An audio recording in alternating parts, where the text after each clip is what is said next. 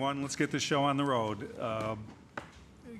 This is the Winnetka Village Council regular meeting for February 6th, 2024. I would like to call the meeting to order and ask everybody in the room here to please mute your cell phones or other electronic devices so we aren't interrupted with that.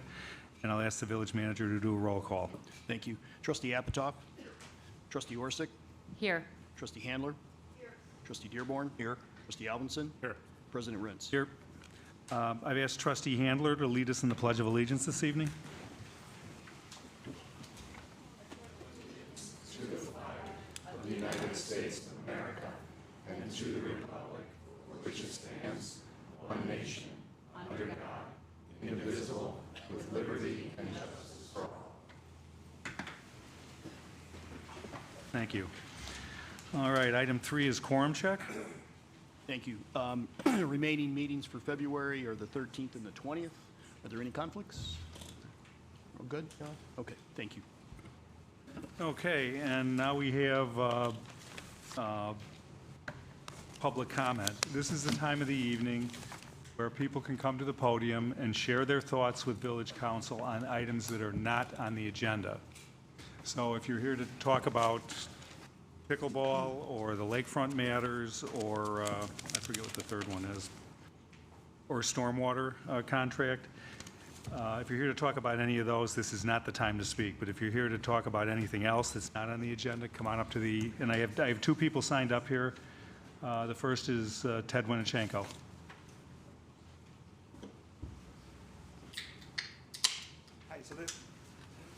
Hi, Ted Winnichenko. I do not believe this is an agenda item, but it draws from comments made about the agenda item. So, hi. So, at the last meeting, John Shabika pointed out that the lakeshore here has been engineered for 120 years, and I believe his quote was something to the effect that there would be no shoreline access today if not for all that prior work. And then in today's agenda packet, there are pictures of prior work done by private individuals showing how there's a thin strip of beach, and then after the work privately done, there are these large accreted areas of sand. And so I think this is great.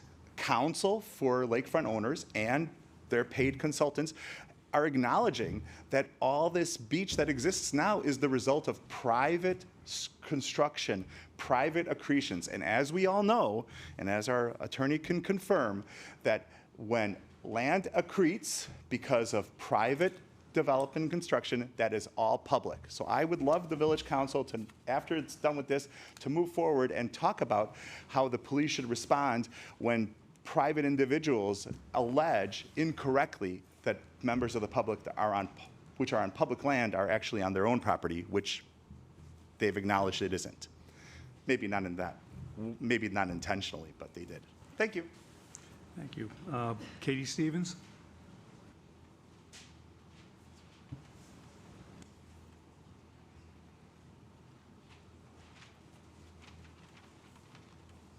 Hello, everyone. My name's Katie Stevens. I didn't know it was divided into 2 sections, so I'm sorry I'm not as prepared. I wanted to let you know that in Cook County, there is no dog fence ordinance. So when you review any current or future plans, Cook County does not have a dog fence ordinance. I also wanted to make you aware of 2 other things that are going on, and I understand that you talked to the other governing bodies, but I just want you to know that the Park District is planning on potentially doing a $24 million project on Centennial and Elder when it was originally $4 million with no referendum. And I think that's a significant amount of money. And I want to let people in the village, and you all in particular, to be aware of that. And then the last thing is that the Park District accepted a $3 million donation from an individual that had a restrictive covenant, which is unheard of in my opinion, but I think we need to understand it further. But there was also a donation that was offered that was unrestricted, and it was not accepted. And I just want you to be aware of what my understanding is, and I think to give a restrictive covenant for 50 years to an individual. I've never heard of that, and I'm not sure I understand all the implications of it. But for $3 million, it's virtually not a lot of money per year for someone to have a restricted covenant over our park. And you need to be aware of how the public feels about these three issues. And I'll tell you further another time. Thanks, Katie. There's another name on here, I'm sorry, but can you make?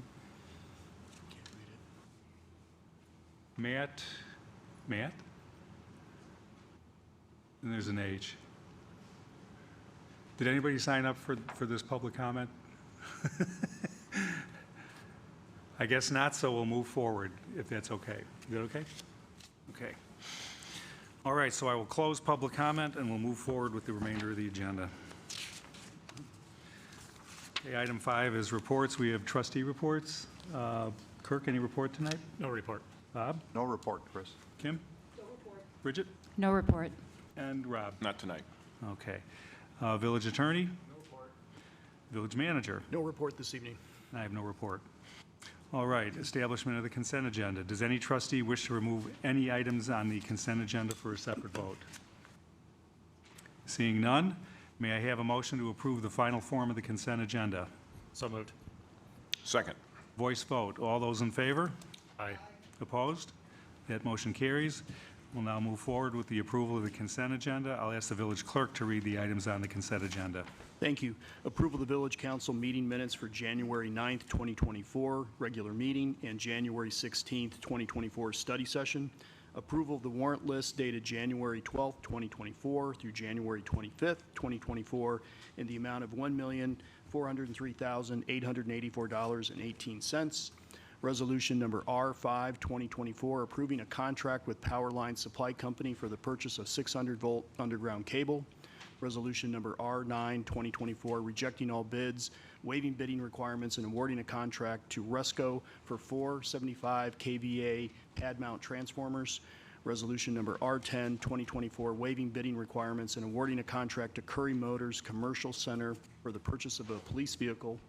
Resolution number R11, 2024, approving a contract with American Underground Incorporated for sanitary sewer inspection services, and resolution number R12, 2024, approving a first contract extension with Hoare Construction for sewer relining work.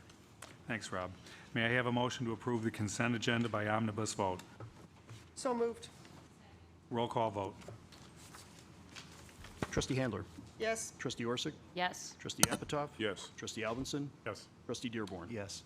That motion carries. Thank you. Moving into ordinances and resolutions. Our first one this evening is ordinance number M17-2023, granting a variation from the Winnetka zoning ordinance to allow the construction of a pickleball court for an existing residence within the R2 single-family residential district. This is 889 Sheridan Road. It's up for adoption.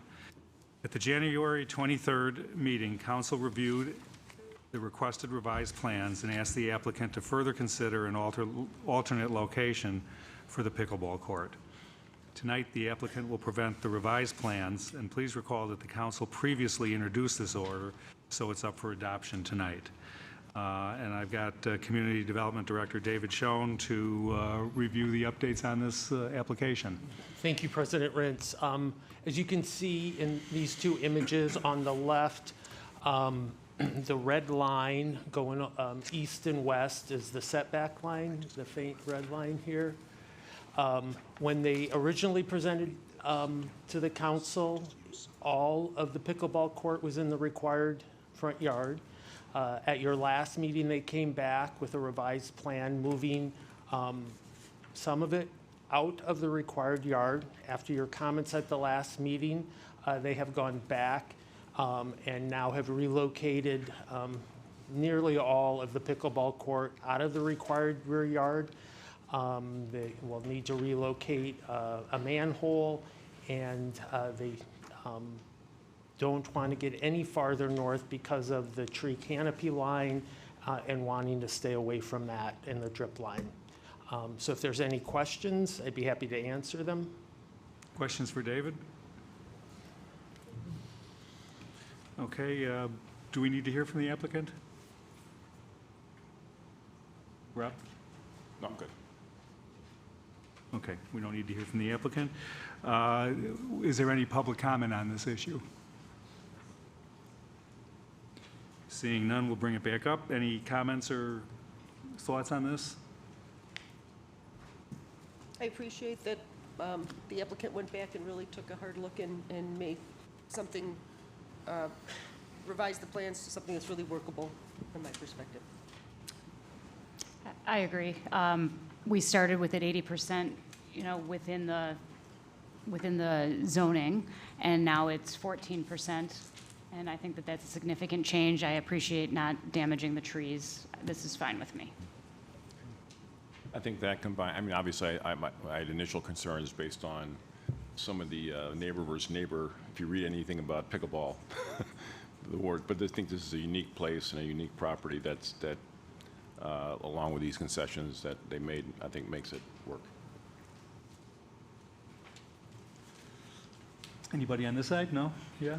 Okay. Nope? Okay. All right. I'll throw it out there. May I have a motion to adopt ordinance number M17, 2023? So moved. Second. Roll call vote? Trustee Dearborn? Yes. Trustee Alvinson? Yes. Trustee Apatow? Yes. Trustee Orsick? Yes. Trustee Handler? Yes. That motion carries. Thank you for all your help. Pickle away. Appreciate it. All right. Sure I'm not missing anything here.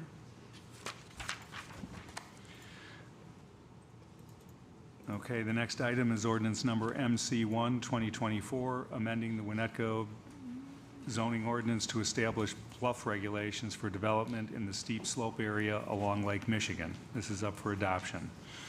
And resolution number R6, 2024, establishing the fees for the processing of lakefront construction permit applications and steep slope regulations permit applications, which is up for adoption as well. Council will consider amendments to the village code regarding the establishment of bluff regulations for the development in the steep slope area. Consider amendment of definitions regarding lot line and front yard setbacks along Lake Michigan, and review the proposed revisions to the ordinance from the January 9th council meeting. Additionally, on a separate vote, council will consider the establishment of fees for the processing of lakefront construction permit applications and steep slope regulations permit applications. And we'll start out tonight with Community Development Director David Schoen to walk us through what's changed since the last time we met. Sure. Thanks. Thank you, President Rent. So on behalf of staff, the village attorney, and our consultant, I'll be presenting the changes since your last meeting. Jim Bernal, the village engineers, director of engineering, is here. Unfortunately, Caleb Barth, our consultant, is stuck in the air somewhere. His travels got delayed, and so he's unable to join us virtually. So this evening is the third time the Village Council will be reviewing the proposed steep slope ordinance. The first time was at a study session on November 14th. The proposed ordinance presented at that study session was the result of direction the council gave staff at a study session on September 12th. And prior to those meetings, starting in January of 2023, the council held several meetings and study sessions to discuss regulations for properties along the lake. After hearing from members of the public at your January meeting, the council discussed the proposed ordinance and directed staff to make certain revisions. These are summarized here, and I will address them, each one, in a moment. Based upon additional feedback from council members, as well as items identified by staff, there are some other items we have clarified, and I will address those a little later. So the first item is the purpose section of the proposed ordinance has been revised to clarify the conditions of the bluff and other lakefront features. This slide notes a couple of changes. The proposed ordinance has been revised to clarify the engineering director's waiver authority. The director of engineering has authority to waive requirements of two sections of the proposed ordinance. The first deals with the development standards, which are the standards the director will use to evaluate the development's impact on the stability of the slope. And the second deals with those items, plans and permit documentation that's required for submittal that the director will need to use to make his evaluation on.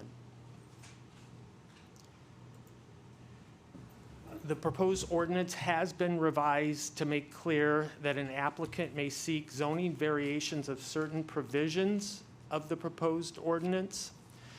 This slide lists the types of development allowed in the different parts of the slope impact area. For some of these types of allowed developments, the proposed ordinance further describes what in particular is allowed. An applicant may seek zoning variations of these two sections.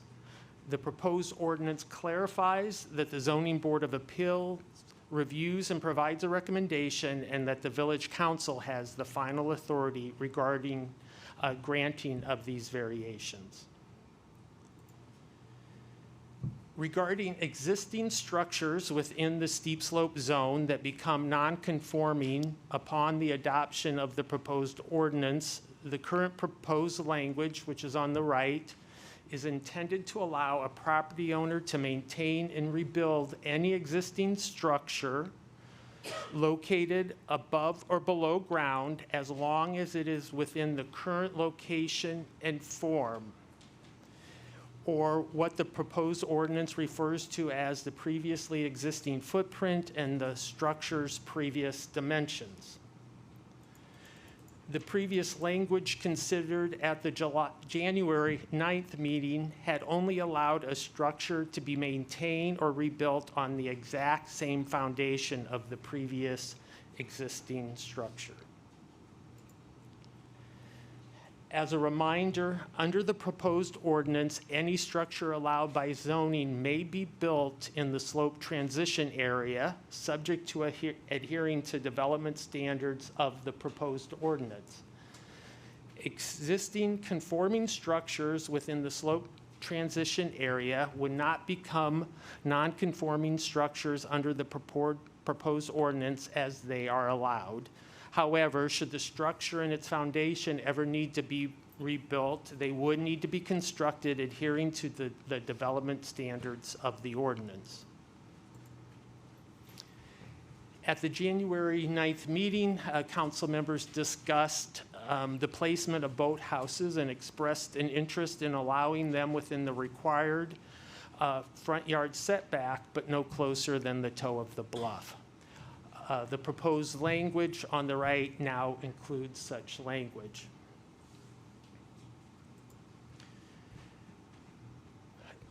To provide staff with time to prepare for implementation of the ordinance, the permit abeyance ordinance would not be repealed until March 18, 2024.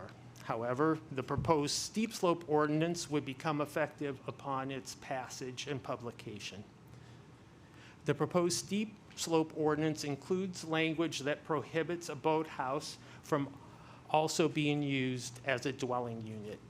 And the proposed ordinance has been clarified that it is applicants who are granted the ability to appeal determinations of the Director of Engineering.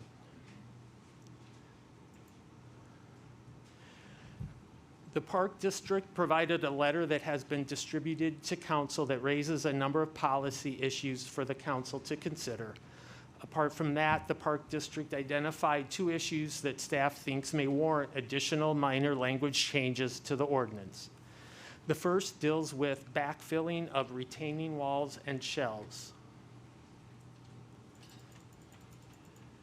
Staff acknowledges that conditions may exist within a slope transition area or steep slope zone when recognized engineering practices would find it appropriate to use retaining walls that involve backfilling and to use shelves for slope stabilization.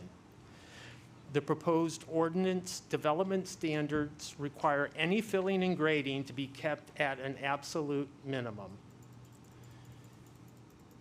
If the council wishes it to include the bold language in this slide, a trustee would need to make a motion to make such a change. That change would occur on pages 123 and 124 of the agenda packet.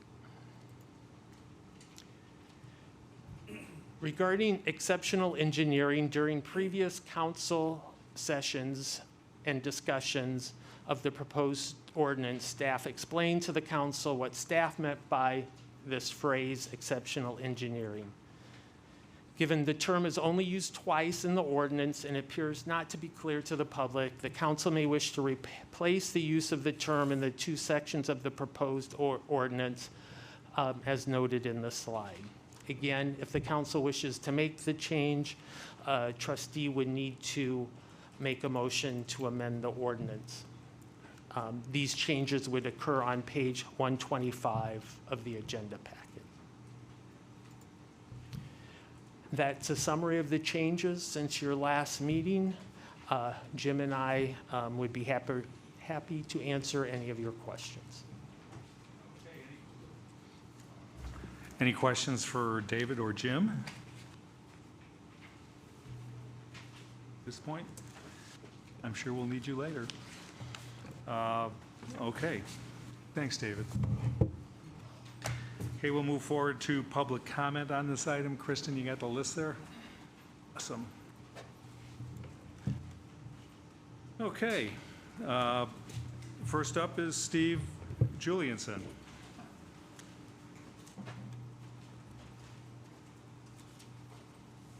I was actually second, but there was no Nobody signed first. above you. Steve first on my Julianson, list. 1430, I know, 1436 Asbury. I've seen some of the arguments against regulation made by residents who live on the lakefront, which seems to be, we've enhanced the value of our properties and should decide what's best since we pay more taxes than everyone else. But that's the wrong argument. It's not that there can't or shouldn't be any enhancements, but there has to be a standard across those enhancements that's based on science, because the geology of the bluff and the shore is naturally unstable. If homeowners can just do their own thing, you get the ecological catastrophe of 205 Sheridan Road. This is not a trust me situation. I'm grateful the village went from having no lakefront regulation to a well thought out plan to protect our beaches and bluffs. Our current trustees are finally instituting regulations that will benefit all Winnetkins for years to come. We should all appreciate their time and efforts made on our behalf. Thank you. Thanks, Steve. Next up is Mark Karasik. My name is Mark Karasik. I'm a lawyer. I'm with Baker and McKenzie. I try cases. I've been retained by approximately 30 property owners in Winnetka to object to the passage of this ordinance. You've done three things wrong. You haven't done this right procedurally, you haven't done it right substantively, and you haven't accounted for the huge, huge financial burden and taking that's going to occur if you pass this ordinance. Under the law, there's standards that you must follow in passing an ordinance like this. They're called the LaSalle-Sinclair standards. It requires an evaluation by you of each of those standards. You haven't done that. The first standard is existing zoning and regulation. You haven't evaluated that in conjunction with why this ordinance is necessary. Secondly, and most importantly, the diminished property values of those affected have to be quantified, satisfied, and rationalized, and you haven't done that either. The promotion of the public health, safety, and general welfare where's the study of that? You haven't done that. The gain to the public versus the detriment to these property owners hasn't been evaluated. It needs to be, and you didn't do that. The length of time that this property's gone unzoned has to be considered, and the condition of the property from its original state to its current state has to be considered. You haven't done that. The last factor is the community need for this. That hasn't been established by any meaningful study. Substantively, this statute is wrong, and the ordinance is wrong. If you intend to preserve the bluffs, the best people to do it are the owners of the property. You haven't accounted for that. this is the wrong way if you want to preserve these bluffs. They're not in their original condition. They've been made better by these property owners. They'll continue to be made better by these property owners. And if someone wants to do something, you have an incredibly fulsome permit process. The final thing is have you determined what this taking will mean to these property owners? I mean, some of these properties, you've effectively taken 30 to 37% of their land, and these are very valuable properties, and just compensation will be due. Now, your Athenian oath on the wall says you will fight for things that are important and sacred. After your family and your faith, what's more sacred than your home? These people will fight for their home, and if you pass this ordinance, we'll see you in court. Thank you, Mr. Karasik. VJ Cody, is it?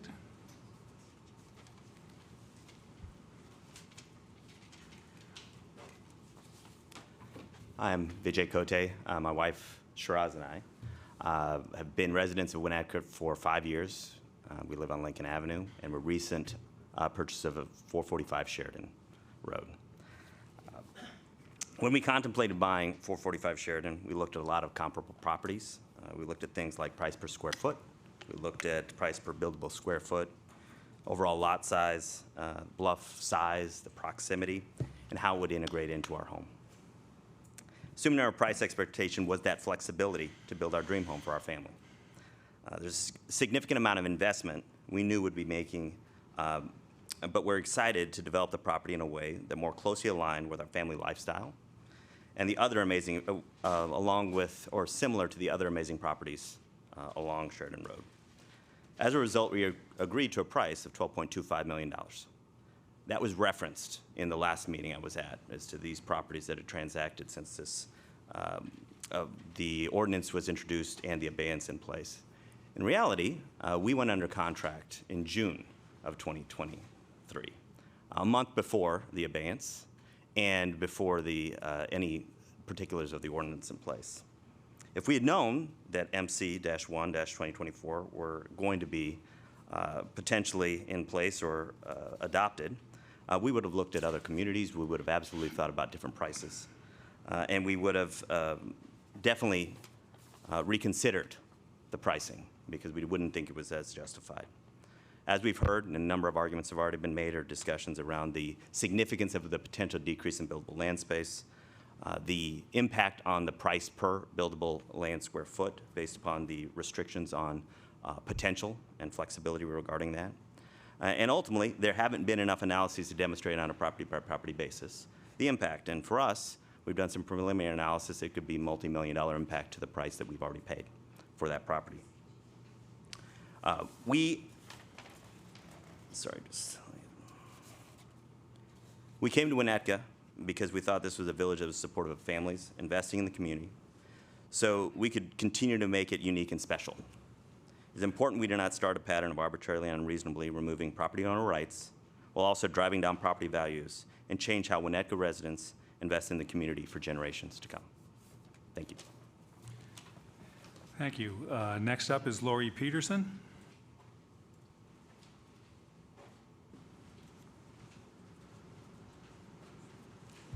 Move this down. Lori Peterson, 785 Lincoln Avenue. Oftentimes we begin public comment by thanking you for your service. Tonight, that's the very essence of my comment. In addition to thanking you for the endless hours you all put in serving as trustees, I want to express the deep appreciation on behalf of the whole village and myself for the task that you've taken on with this Lakefront ordinance. Thank you for taking action on an issue that's so important to our community. Thank you for taking the time to listen, to make the modifications that we've seen tonight, and to craft a thoughtful ordinance.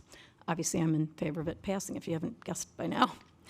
Most of all, thank you for putting the interests of the village as a whole above a few individual interests. Of course, we always hope and trust that this is what our elected officials will always do.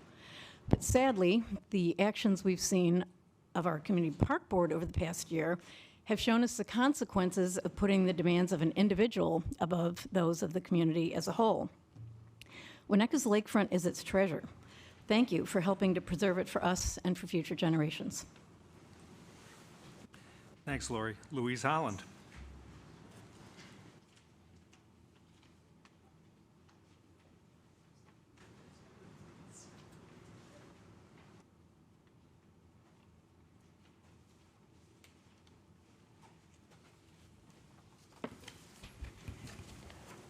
Louise Holland, 545 Oak Street. As a 54-year resident of the village, I am in complete agreement with the resolutions and ordinances before you this evening. At the end of my term in 2001 as village president, changes in zoning as well as a new report of the Plan Commission came before the council. We had spent many years supporting historic preservation and zoning in the village. It was agreed that the concerns of a new council and a new village president, Michael Duell, were noted. New zoning restrictions, changes of lot sizes needed a fresh look for Winnetka. I am sorry it took 23 years to accomplish this discussion. Thank you for listening to the support which concerned the council many, many years ago. Thanks, Louise. Good seeing you, by the way. I've been missing you on Fridays. Okay, next up is Irene Smith.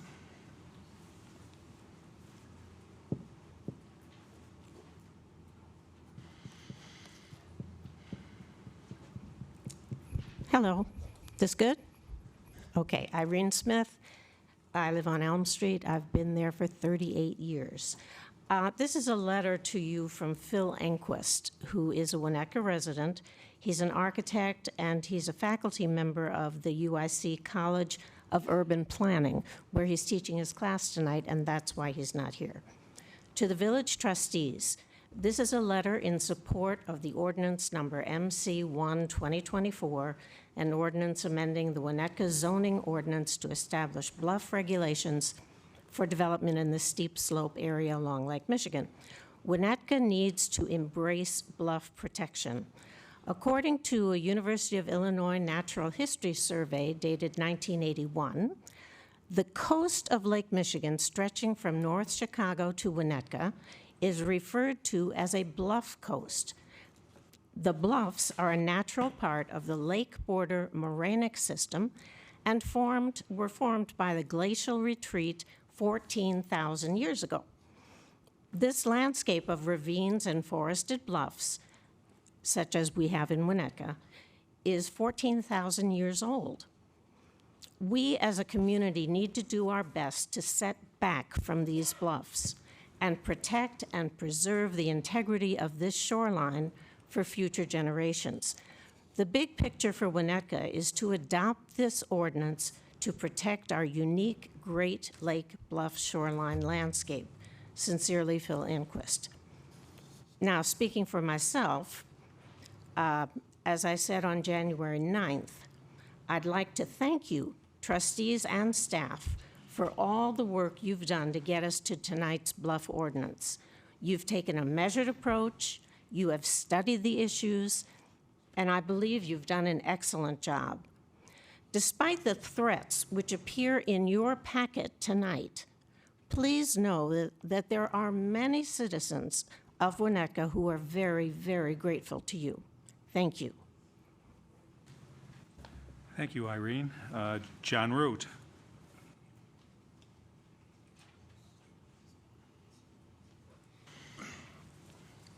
John Root, 326 Woodland Avenue. 2 years ago, I appeared before you and suggested that you have concurrent jurisdiction over our shoreline and lakefront with the IDNR and the Army Corps. Thank you for asserting that jurisdiction and for your dedicated work on ordinances for lakeshore and bluff regulation. I encourage you to pass the steep slope ordinance this evening. I believe the prior lakefront ordinances that you passed in July and steep slope ordinances for review tonight protect the health, safety, and environment along the lakeshore while not penalizing current lakefront residents for their existing structures on their property. I have heard complaints that the new regulations will decrease the value of properties along the lakeshore.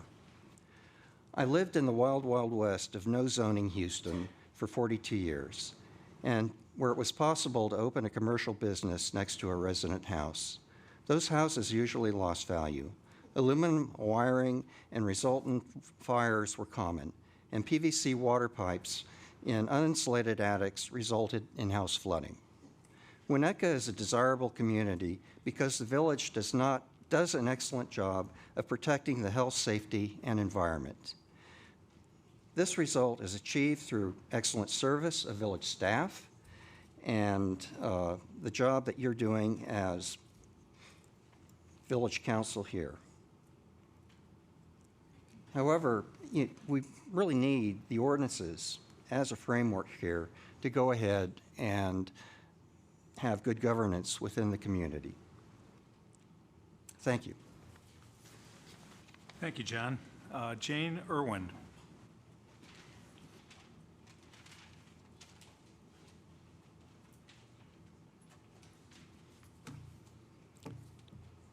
Good evening. Thanks for the opportunity to speak tonight.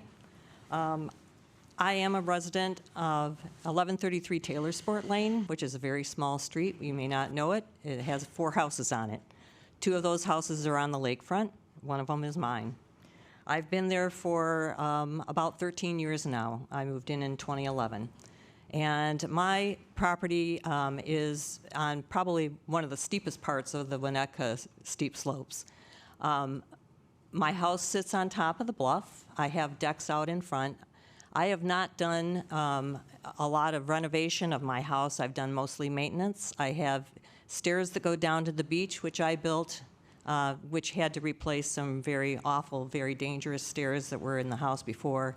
And I also have a walkway that goes across. It's a raised walkway with a screen porch. Otherwise, my bluff is not developed. However, what I am concerned about is I'm not going to be living in this house for the rest of my life. I would imagine at some point the stairs are going to be a little bit too much for me. I'm probably going to want to sell the house and move to something that maybe doesn't have as 100 stairs to get down to the beach. However, because of the restrictions that possibly could be imposed on a future buyer of this property, I'm very concerned about the value. And I think the attorney from Baker McKenzie has spoken to this. My neighbors recently, the prior neighbor that was just north of me, who's also Taylor Sport, and they did develop their bluff. They built a tiers on the bluff. They built a pool on the bluff, and had to do some refilling, which I saw in the presentation that there is some restrictions on whether you can make tiers and refilling and things like that. They did build all that. There was a reassessment recently, as you know, of the properties. My property was reassessed a couple $1 million more than it had been prior, and I have done nothing on my property that would cause that reassessment, and thus my taxes have also gone up very significantly. I am very concerned about, I'm in a catch-22 situation here, because I feel that if I were to try and sell and there's a restriction on my property of a future owner who might want to build on that site, that they would be restricted from doing so, and I would not be able to get the value of the property that I'm now being taxed on. And so I'm really in a catch-22 situation here. And I appreciate your consideration of this. And I've also appreciate that we have some concerned homeowners on the lakefront that are concerned with the value of their properties. And I think I heard, unrestricted development can lead to some shoddy construction. I don't think that's the case here with the people that live on the lakefront. But thanks for listening. Thanks, Jane. King Poor.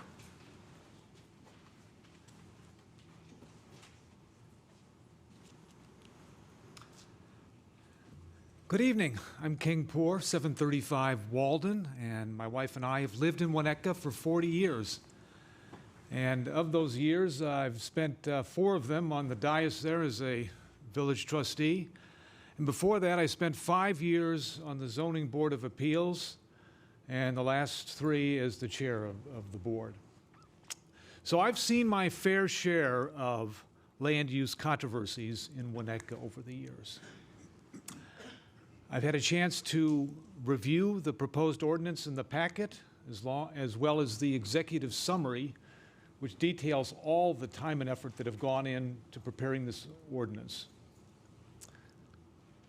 And you have found the right balance. What you've done is make the right effort to respect the property owner's rights.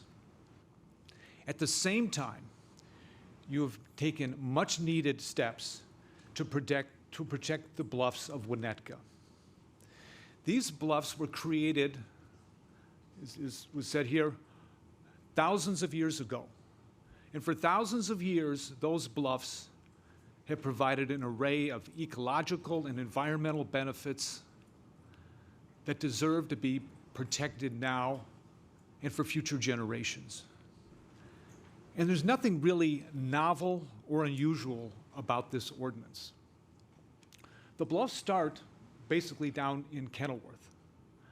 In Kenilworth and our neighbors to the north, Glencoe, Highland Park, in that town that has bluff in its very name, Lake Bluff, and Lake Forest, have all had bluff protection ordinances for years.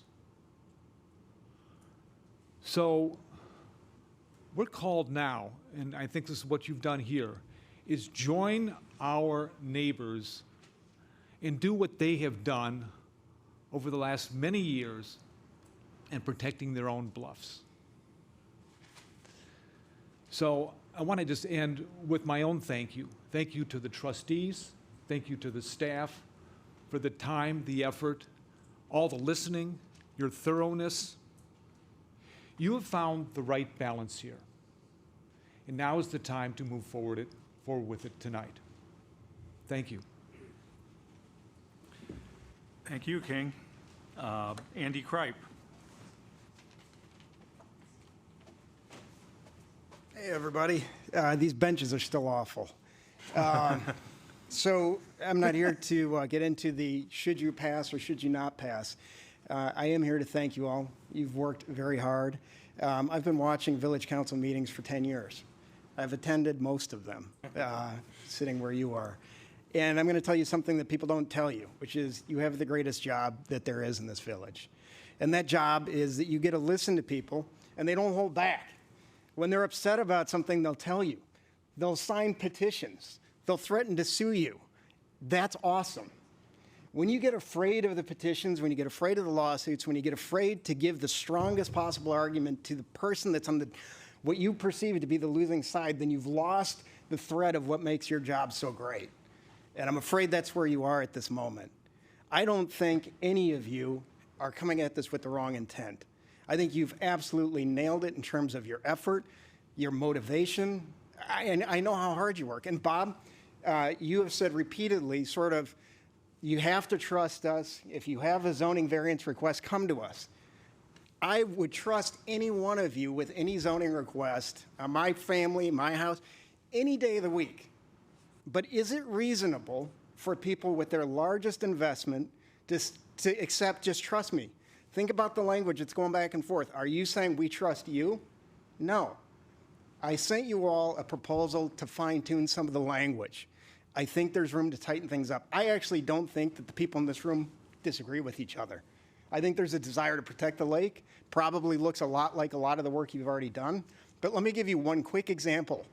Your variation request adopts the language of 1760 of our zoning code. Does anyone know what the first standard is? That you cannot get a reasonable return on your investment because of unique circumstances. You haven't addressed what that means in the context of multi-million-dollar lakefront properties. If they come in on a variation request, how do they show that, right? I know how you all will approach it. You'll say, well, of course, this is outside of your control, but the language that you've adopted doesn't actually address that yet. So it seems like what's happened is you've gotten to a good point where you say, hey, we've done it, right? We've delivered. And then, well, there's like 30 homeowners over here, we're done, because that's okay. I never want to live in a village where you stop listening to the loudest voice. It's probably why Ted is probably my favorite person in this room. He comes to every meeting and he's like our own Socrates, and he tells you why you're wrong. If you stop listening to him, you stop enjoying the job. So my suggestion is whatever you do, how you do it matters more than anything. You need to come across the dais because it's not super conducive to conversation, not side conversations amongst yourselves. You need to talk to these homeowners. You need to talk to Mark. By the way, full disclosure, I haven't talked to Mark in 20 years. I used to work with him. You can talk to these people. You can talk to all these homeowners. I don't think there's a disconnect, but I do think your language has a big disconnect. So do whatever you're going to do. I applaud your effort, but you're not done yet.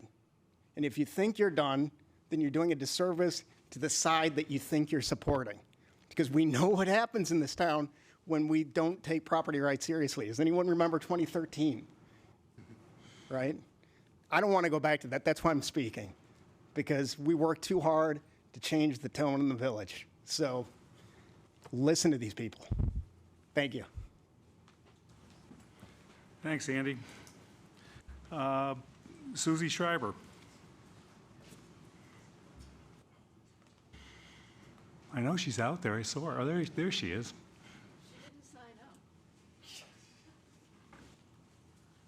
You signed up. I didn't sign up, did I? I thought I was signing the thing saying I was here. Okay, sorry, it came around and someone said, sorry about that. But anyway, hello, good evening. Thank you for all of your work. And I am Susie Schreiber. I am a Winnetka Park District resident. I was a Winnetka Park Board Commissioner. And I have sat on the Plan Commission, and I'm also a rather lengthy resident of Winnetka. But I just want to say thank you, as all of the previous speakers have done, to all of the time that you have spent thoroughly and carefully working on this ordinance. You have done justice to the Athenian oath by the manner in which you have approached this. And yes, there are many different opinions, but as Andy has said, I believe we can come together. But basically, we are residents of the shoreline of the Great Lakes. Lake Michigan is our particular Great Lake, and there are many, many communities that are dealing with these same instances, and we have to look at this as our responsible actions for the integrity and the long-term viability of 20% of the world's freshwater system, the Great Lakes. Thank you. Thanks, Susie. Katie Stevens.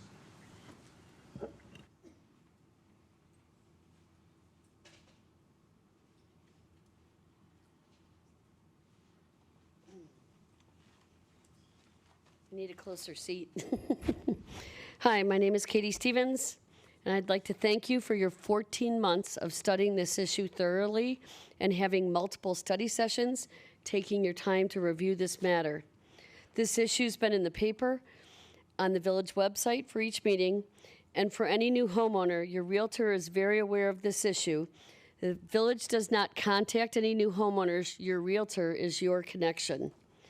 Let me start by saying I sent you all a letter prior to this meeting, including a bluff from the 1890s. I don't know if you had a chance to review it, but Winnetka was referenced in the beginning sales of Winnetka as the Highlands of Winnetka. The first village north of Chicago with 40 to 80-foot bluffs as a selling point and a feature of our great town.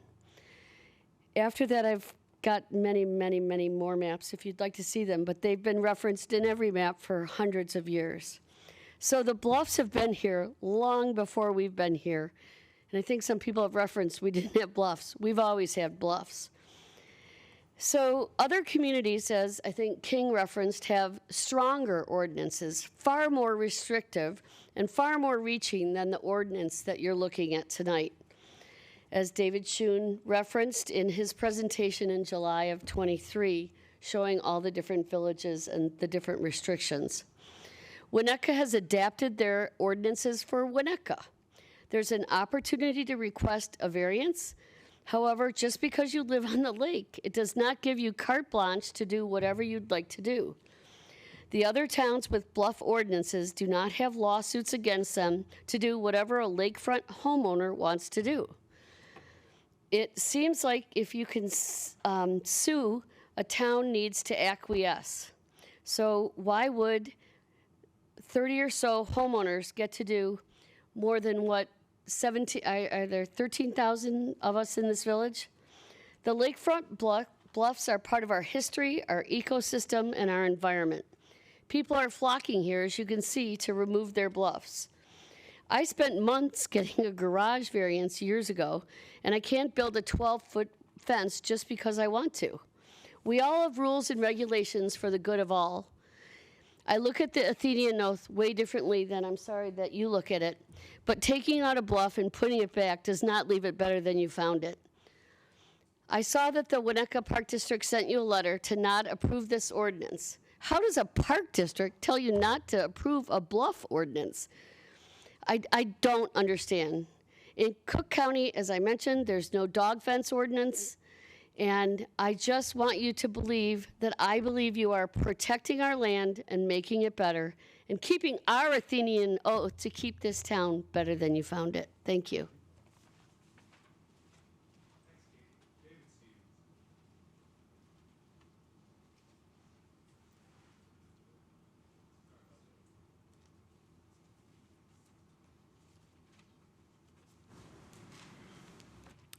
Good evening. I'm David Stevens. I'm a 35-year resident of the village of Winnetka.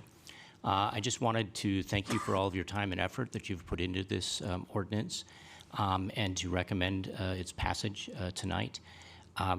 One of the things I've heard tonight is that by passage of this would significantly reduce property owner values that are along the lakefront. I want to encourage you to ignore this false narrative. That is not the case.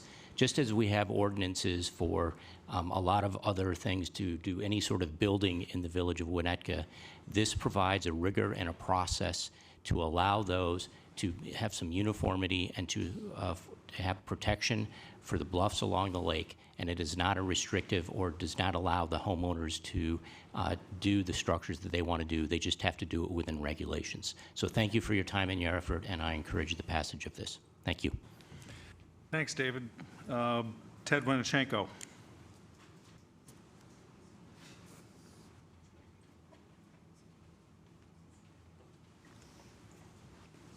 Hello, Ted Winnichenko. You know, I don't know what to say now after that shout out. But I am here to thank you for your work on this. I do think that this is the right thing. As has been said many times by many individuals, you know, the lake and the bluffs, you know, they are not the sole purview of the people that live there. They are all of ours. As I've said before, we all share a responsibility, and we all share the right to benefit from them. And so there has to be a balance. Perhaps the reason that property values are so great in Winnetka is because Winnetka has for so long turned a blind eye and let people do whatever they want when no other community would. So maybe that's why, because if you actually look up and down the lakeshore, you'll see that what's going on at the Ishbia residence is not unique. There are other properties, and some that have been pointed out here, that have torn down the bluffs. They did it more quietly. They were less exposed, but they did the same thing. They had the same ecological impact, the same issues, and it's unfortunate that all of that was allowed to proceed without any oversight, because despite of what's been said, you do not have the structure in place to regulate this. The current ordinances for zoning do not, as is clearly demonstrated by what's happening at 205 Sheridan. Having said that, I really respect former trustee Cripe. And I think that it's important that this proceed. I think that we cannot go back. This cannot be allowed to die. But if there are small changes that could be made that would allow some individuals to feel more secure and better define things, then maybe it would be reasonable to, you know, reconsider and redo this like in 2 weeks or 4 weeks. But the last thing that can happen is that this is allowed to die because of a few changes. As former President Holland said, we can't spend another 20 years letting the few owners, say, trust us. Just like the village council shouldn't say, trust us, we'll do the right thing. We can't accept that from the people that do it, because it's clear that not all of them will. So I appreciate all the work you've done. I think this is pretty good where it is.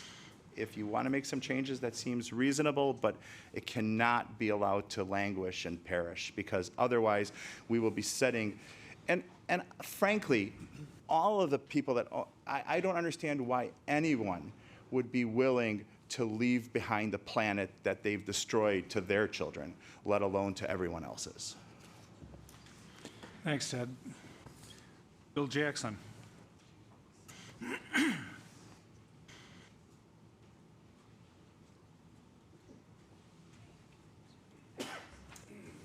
Hello, everyone. Thanks.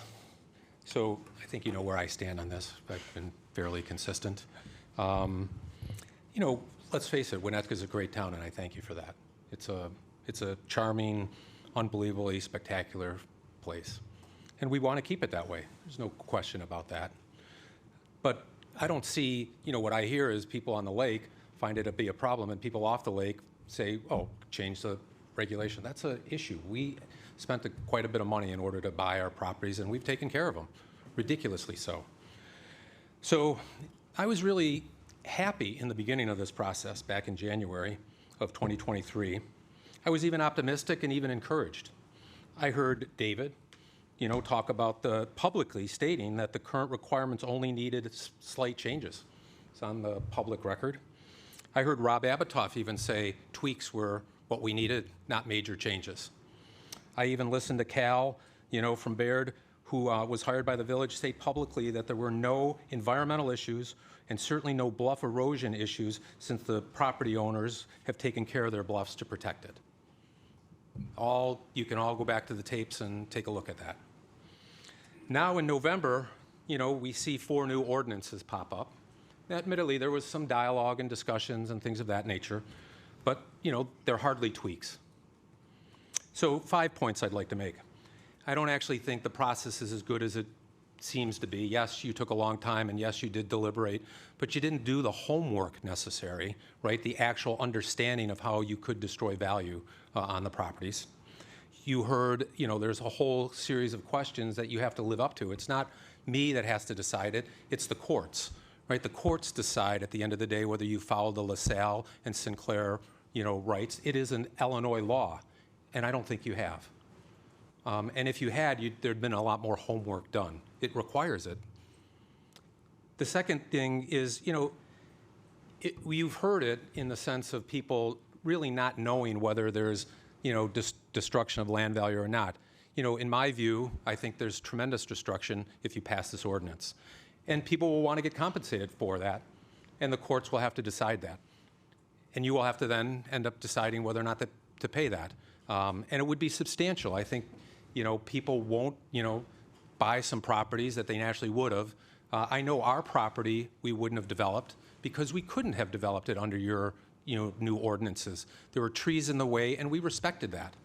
We have 54 trees on our property. We built it around the trees. We even had to do a redesign of our property in order to protect a maple on the bluff. So we cut off a piece of our house in order to do that, and the things. These are real things that we care about, right? If you looked at our bluff before and after, it's wildly different, and it's a hell of a lot better. And under these new regulations, guess what? That wouldn't happen, and you'd still have an empty property. I don't know why you picked this fight, to tell you the truth. I don't really get it, in all honesty. I think you have regulations. Yes, maybe the Ishbia property created a lot of dialogue, but it sounded like you could have handled that if you were more cognizant of, the process. So change your current processes. I think the permitting process is the way to go. It handles for the uniquenesses of the property. So continue that, but if there are things that you want to make sure don't happen, change that. Finally, I think we're talking about the wrong issues here, right? The bluff isn't the biggest issue that we have here at the village, right? I mean, we have, we all know about it. We have to look at it on an ongoing basis when we go to the train. Elm and, Lincoln is a real problem. Let's fix that problem, right? How much taxpayer money have we lost because we have an empty lot there? I'm guessing maybe $50 million, 10 years plus $5 million a year. I have no idea. It's a guess, but it's substantial, I'm sure. So I'm obviously against this ordinance, and obviously, because of it, I think there's going to be tremendous land value loss, and we'll have to figure out how to deal with that. Thank you. Thanks, Bill. Mandy Day.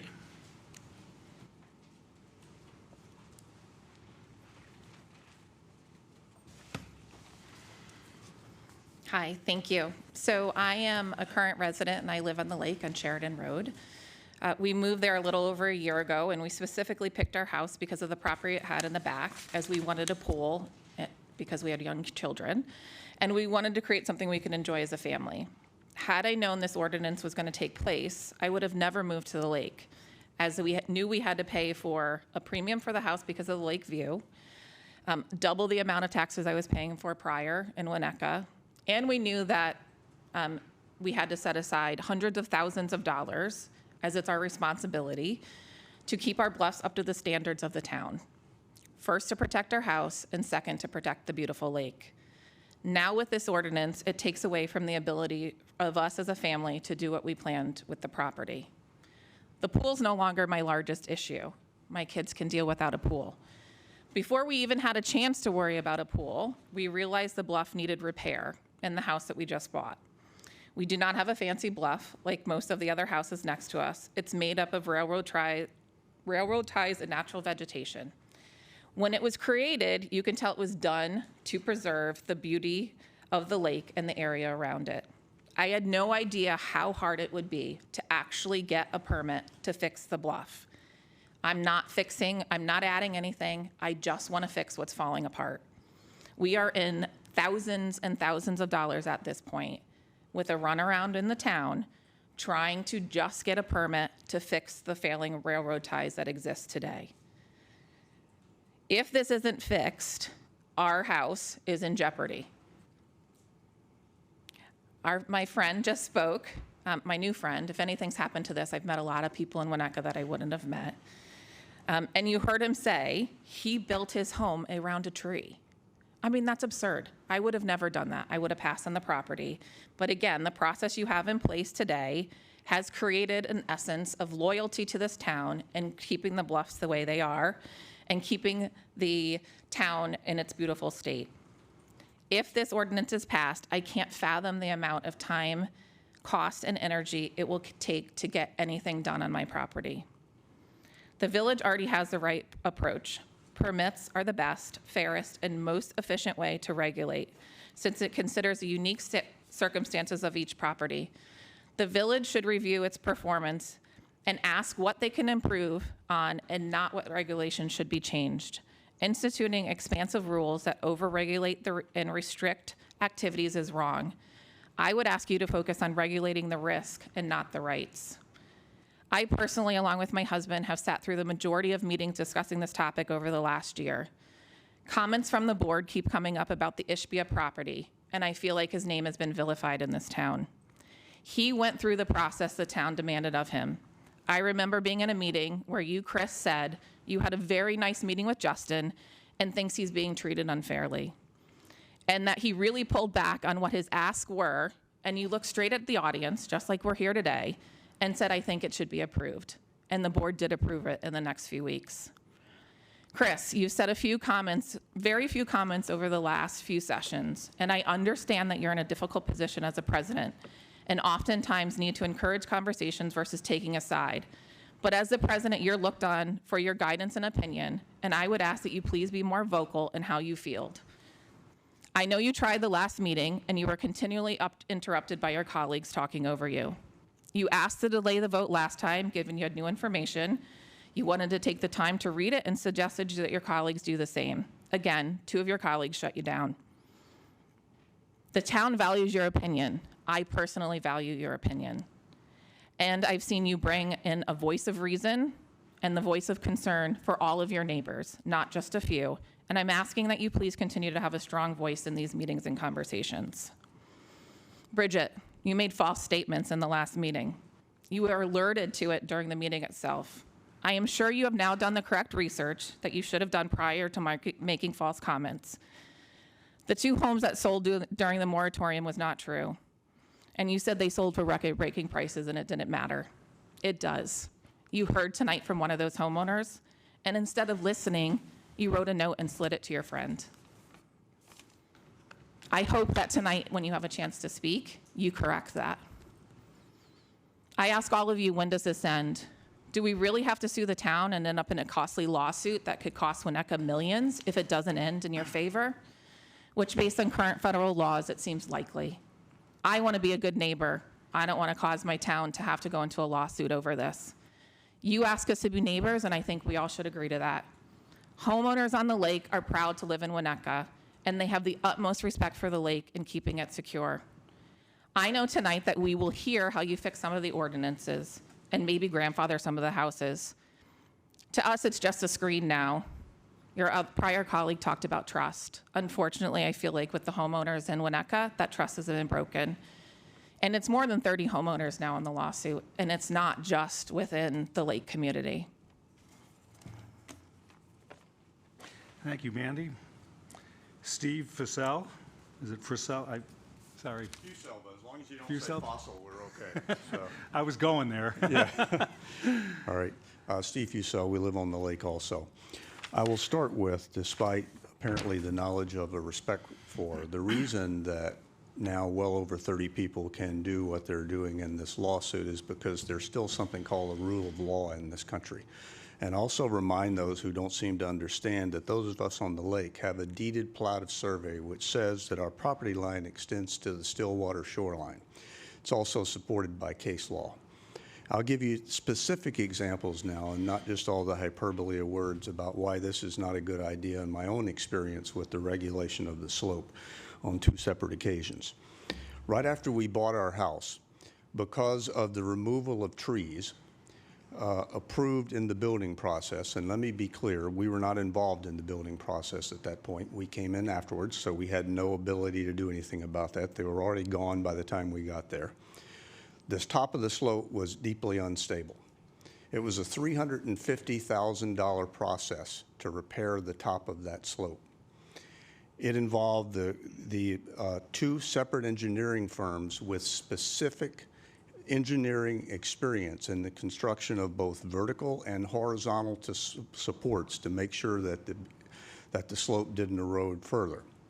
The reason it eroded was because the removal of those trees, which had been approved by the village with the builder. That process took over 7 months to get approved, despite that engineering, over 7 months. 2 years later, when the storms of the winter in 2020 hit, at the bottom of our bluff, at the actual, from and up from the actual high water mark, we had a 57-foot piece of the bluff removed by that storm.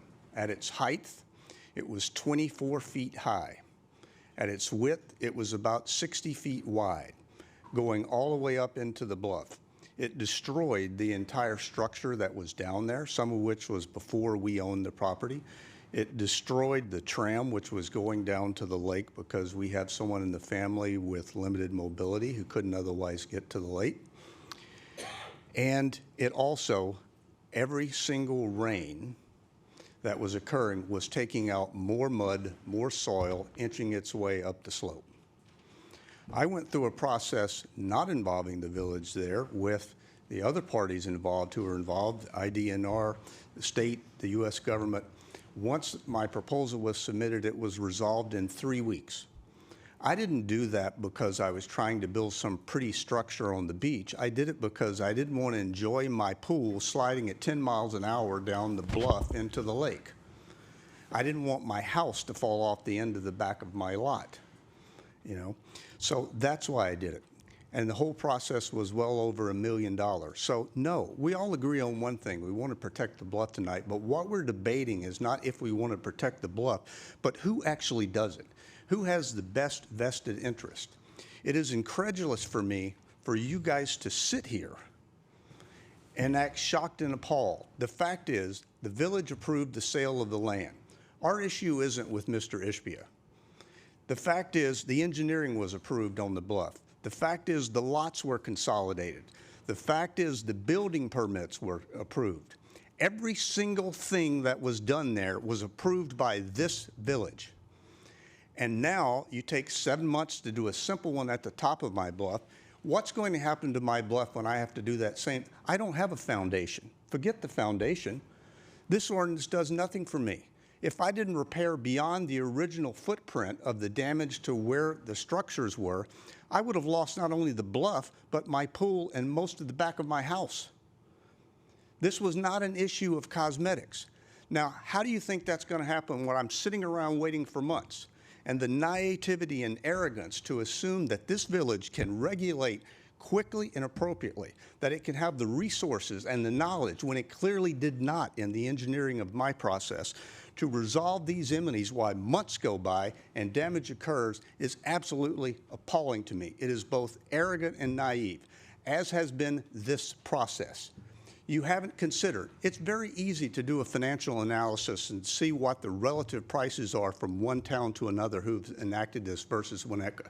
It's relatively easy to describe what the environmental impacts would be. It's relatively easy to do a study to say why it can be better managed this way than with the people who have the greatest interest. So don't sit here and tell me everybody wants to be involved in regulating, but who's actually paying the cost to make these improvements to protect the bus? The people who propose approving this tonight aren't going to contribute a dime other than their own opinion. The people who are going to do it are the people who actually own the property, who have a deeded plat of survey to the Stillwater shoreline, and should be given the right to protect their investments, to protect their property, and to protect their own safety. We have to wrap it up, Thank you. Steve. Thank you. No, excuse me.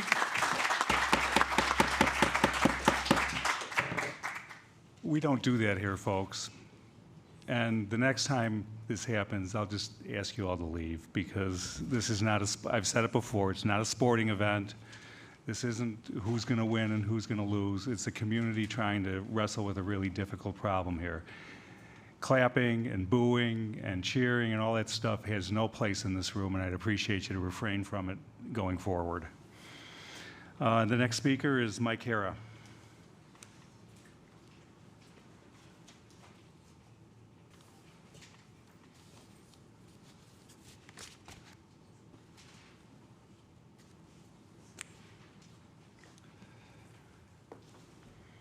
I live at 411 391 Sheridan, and 391 Sheridan I'll talk about in particular because it's an unbuilt property that will need to be rebuilt someday in the future. The village has not done the research to determine what happens when you pass this ordinance and how does it affect the property. How does it affect this property? Sorry. So I hired Seth Romig, who did a study which I believe the village was asked whether or not they would do the study on all the properties that could be built on the lake, and it was never agreed to. Well, he came up with the analysis that 41% of my property is not buildable anymore. Therefore, I have to build a house in the 59% of the property that is available now. There's a domino effect where the house gets placed, what kind of a drive-up you have. It just makes the property not a great property on the lake, which definitely will cause value to be decreased. One of the reasons I moved to Winnetka was because we could build a house that would have access to the beach, and we built a walkout. And that's what I think most people in Winnetka are enjoying now. And in the last 10 years, most of the houses that have been built on the lake have access to the beach through a walkout, stairways, boat garages, whatever they have on the beach, that gives them this. And our beaches aren't like anything else. They're not like Glencoe. They're not like Highland Park. And when they talk about Lake Forest and Highland Park, which has 135-foot stairs to get onto the beach, that's not what we have here. The property values in Winnetka have gone up dramatically in the last 5 years. I've watched them daily. I watch the tax bills that come out every day, and I watch what happens here. They've gone up dramatically because of what we have here, and it starts with the lakefront properties and travels through the rest of the community. And when we do this, there's no question in my mind, and you could do the research, and I've talked to many people about this, you could do the research and find out that when you can't have the things that you're going to build and the usability of the beach, the property value is going to go down. There's no doubt in my mind. Because everybody who's built on the beach in the last 10 years, which has been approved by Winnetka, have built some type of a feature that comes out to walk out. You're not going to want to build a basement that's totally closed in when you have this beautiful lake to use. And every one of us, as he mentioned, every one of us has done everything we can to enhance the bluffs. We've done everything, and even your study of your bluff engineer has said, once we take apart these bluffs and put them back together again, they're as strong, if not stronger, than they were before. And we're planting vegetation, and if there's more vegetation rules that need to be set up, I'm all for it. I'm not against it. I'm not against more regulation on structural engineering. But to pass something like this that will stop us from doing the most important things that we want to do with these properties, which is use the beach. That's why you move to Winnetka. You want to not have a beach, move to Highland Park, move to Lake Forest, move to Lake Bluff. But I think that first of all, we should have examined all these properties that could be built on to find out how are they being devastated by this new code. Thank you. One question I do have, I'm sorry. You talk about variances. Are you going to allow variances to allow it to build in the bluff, walkout basements, or part of your house? I think we'll get to that when we deliberate as a group. Because that's the one thing I appreciate some of the changes you've done now to the existing structures, but, what does it do for the other properties? And, she brought up, one of the people brought up a very good point. Yeah, but Mike, we may own these houses. I understand. I can't do question and answer during Okay, I public understand. comment. my point is, we may not own these houses someday, and the next person who wants to buy it, or the value of it is what you can do with these properties. And if you can't do the things that my neighbor's done, or the neighbors down the road have done, the property values have to go down, because you're going to be limited to build a house that is adjacent to the lake and not on the lake. Okay, thanks, Mike. Okay, the next Mike is Mike Bonds. You pass? Duly noted. Cynthia Hara.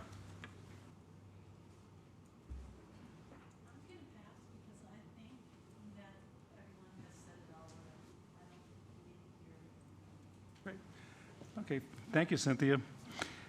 And David Venkus? Hi, do you want me to get up there? Could I just speak like this? No. Okay. We got to get you on camera. Okay, good. Hi, thanks for all your effort getting everybody together and trying to solve this very important issue. I just want to say it's not us against them. These people that say, oh, well, this law or this ordinance is going to be passed for the benefit of all Winnetka at the expense of a few people. It's not that way. We're all in this together. We understand that, right? Okay, and it's the two real issues are the bluff. All these people are saying, well, we want to protect the bluff. Well, guess who's going to protect the bluff the best? The homeowners on the lake, right? I've already, the permitting process is very robust. You got a good system. Don't let the mistake of somebody dropping the ball on this Ishbia thing ruin the system, which is in place to protect not only our property rights, but the property values. And something that I don't think people understand is that there's a domino effect here, right? If our property values are going to be destroyed, guess what's going to happen to all the other property values in the village? They're going down. And it's just simple. So those are the two issues. The protection of the bluff, which is best served by the people that have the biggest incentive to protect their bluffs and enhance the properties that they have on the beach, are the property owners themselves. So this system works if we let it. And this ordinance is just taking hundreds of millions of dollars of value out of our pockets. That's all it's doing. And that's all I want to say. Okay. Thanks, David. Okay, that is everybody who is on the list. Did anybody come into the meeting late who would like to speak this evening? Seeing none, I will close public comment, and I'm going to call for a 5-minute recess.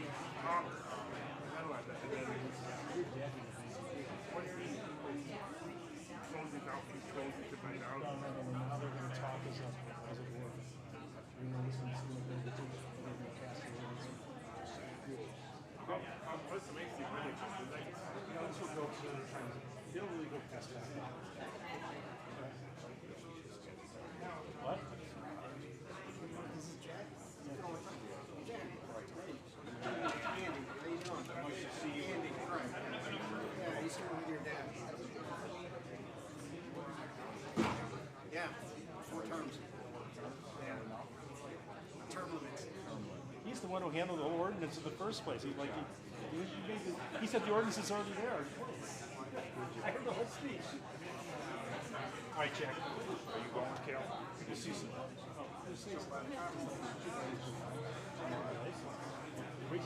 Raising the taxes on the house. The stuff levies stays the same. I embarrass myself.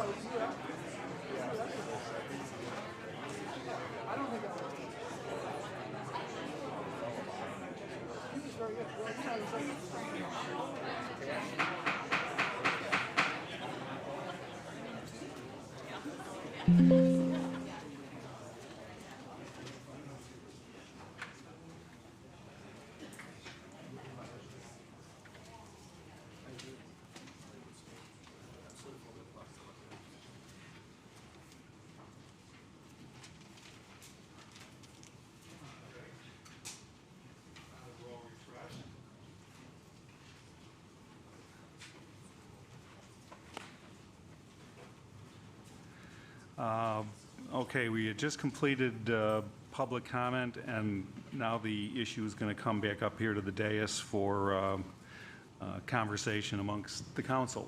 So who would like to lead this off? Just go back and ask a question Sure. of David. David? It's our floor now. Okay. I want to just go back to your introduction and one of the points that was requested by the Park District, which had to do with the backfilling, shelf and backfilling of retaining walls. Can you explain sort of what this implies, why this is important, what the ramifications are, how it changes the language that we have? Because I really don't understand the substance of that change. Yes, so how the language is currently written is you can build retaining walls and other structures to stabilize the slope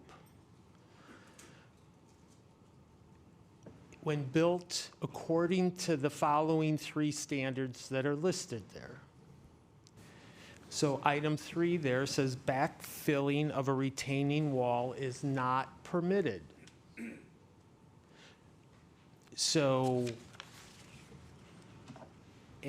by adding, unless is necessary for slope stabilization. There will be instances where, and Jim can maybe answer this better from an engineering perspective, that there will be instances where someone will do a smaller slope stabilization project, that a technique of building a retaining wall and backfilling it, creating a shelf, would be an appropriate engineering method in that situation.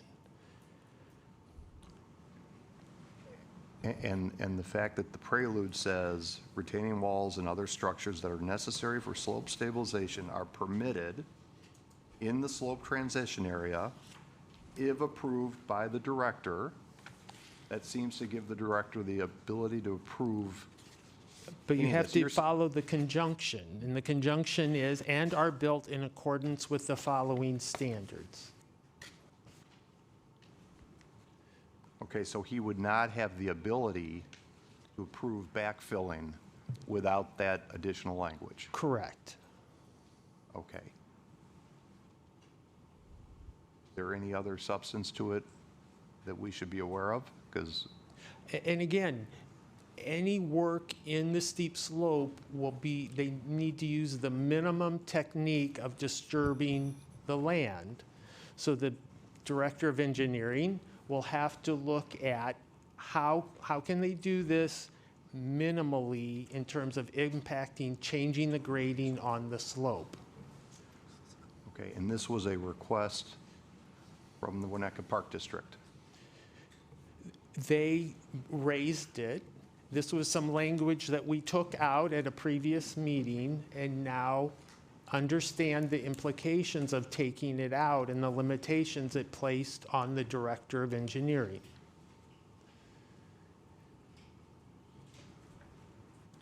Okay, I don't know how other people feel about this, but maybe it's fine. How do you feel about it, Bob?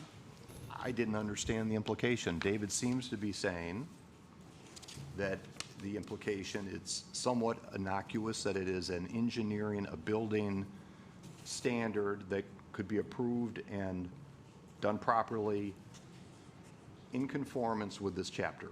Correct. That's what I'm hearing. Yes, yep. Okay, if that's the case, Yeah, that was And conveyed again, to me if- too, that it's minimally necessary is It's the the language in minimally there. necessary, okay. Yeah, Yeah. okay. Yes. And David, the only thing I didn't understand about it, as long as we're talking about it, is I don't know how you build a retaining wall and not be able to backfill it. Because I don't know how you do that. I mean, if you need to excavate to get a footing down there, and it's typically a wide footing because you want to prevent it from overturning under the soil pressures. Right. You got to backfill the damn thing, right? I Right. mean, Somewhat. no, Yeah. well, the entire length of the excavation, because you've dug a trench in order to put the retaining wall in. So. Right, so there's. I mean, there's a technical, as a builder, I'm telling you, what you'd end up with is tableland, ditch, retaining wall. Sure, you could pile drive a structure in. Oh, sure. We could ask our residents to roll No, I'm saying. a pile driver into their backyard and start pounding in sheet piling. That would work really well. So Chris, you're saying that as a builder, Technically, that this change is the right change to make? If you're going to do a retaining wall, you got to backfill Okay, it. okay, fair enough. Just didn't understand it. Thank you. Others?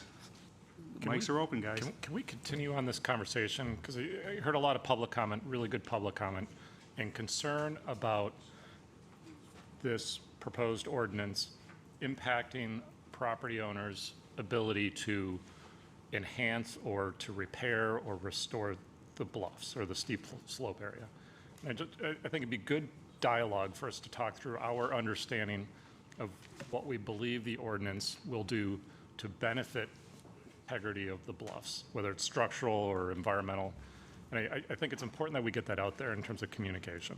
Isn't it, I understand what you're saying, Kirk, but that's what we had all these study sessions was about, was to understand what's appropriate and what's not appropriate. But I think it's worth repeating, as far as I understand the ordinance, and correct me if I'm wrong in how I'm understanding it, is that the ordinance doesn't prevent restoration, whatever, rehabilitation, structural reinforcement of the bluff.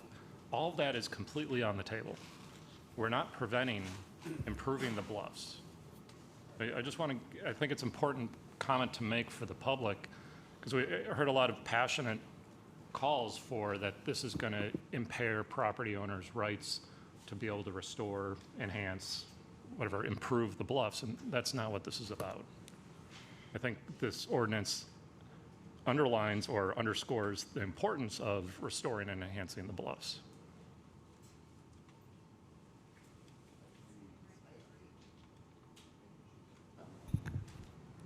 I mean, I think it's a good idea about it. So the example is brought in terms of a bluff that's unstable and a property owner concerned about their structures that are on the property eventually failing or falling down into the lake. Just walk us through a situation. There's probably many situations like that in the village. What are the rights, what are the abilities that the homeowners have to be able to ensure that that doesn't happen? Sure. So the process, let's use an example of an existing bluff that's maybe maintained mostly with vegetation. Do you want to go up here? Okay. I get taller as I stand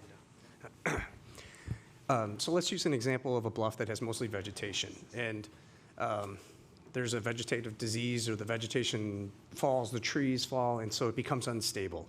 So you'd have to come in to do a maintenance program, something that would allow somebody to restabilize or armor the bluff, so to speak. And there's different methodologies and approaches you could use. One could be, depending on the soil characteristics, could you use vegetation or replant trees to stabilize it? There may be the addition of a retaining wall, depending on what the bluff is made up. That would all be analyzed as part of it's just this sample problem that we would take a look at.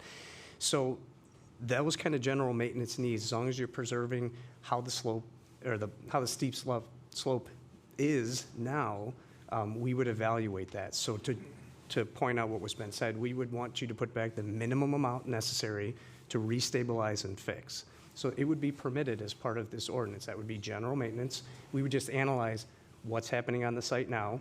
We'd look with the structural engineers, the geotech. We'd find out what's existing and what's the best methodology to put it back. Those are the things we would take a look at. Walk us through a situation where, let's say, a property owner has older improvements that may have altered the bluff, or may have put in terraces or tiers or things that aren't desirable for however they want to use it, or that are old and just falling apart. Do they have the ability to put those things back in place like kind, or will they need to restore it to the original, whatever, the envisioned bluff condition without those man-made improvements? No, I believe that the ordinance gives the flexibility that if it's existing, it can be replaced in kind. So that's the example that was discussed previously, like the foundation component for one. So if a retaining wall has a footing and a foundation, they can remove and put that back.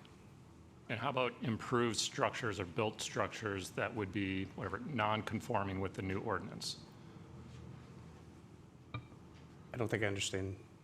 So with the new ordinance, let's say they have improved structures, whether it's a part of the main dwelling unit or accessory dwelling structures that are within the steep slope zone. Right. And those are compromised or falling apart, or they're old, and they want to replace them, repair them, improve the stability of the bluff. Do they still have that ability with this new ordinance? They do have that ability, correct. So just take it a step further, just to clarify, let's say someone wants to add on to those structures or those improvements. Do they have the ability to do that, or do they have the ability to request that? They, the way that the ordinance, they could request a variance to go through that process, but the way the ordinance is now, they could not. Got it. Thanks, But there is an appeal process. That's the variance request. Got it. Thank you.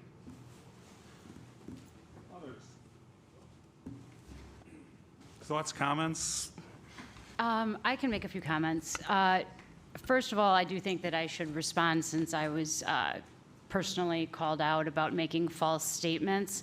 And my public service has always been my favorite job of all my jobs. The personal vilification has been hard to get used to on this. I would think Winnetkins would be excited that we had the 2 highest lakefront sales in all of Chicagoland. I have been told that I was making false statements because these were under contract, maybe before the moratorium. In my understanding of the world, nothing's final until the closing. I don't consider a house sold until the closing. People do walkthroughs. They see things that are wrong. You can walk away. 445 Sheridan closed on August 31st. This moratorium was instated July 6th. Both the selling and the buying agent was present. It was the same person at that meeting and was well aware of this. July 6th. It closed August 31st. If there were serious issues, you can deal with that at that time. The other, and again, no.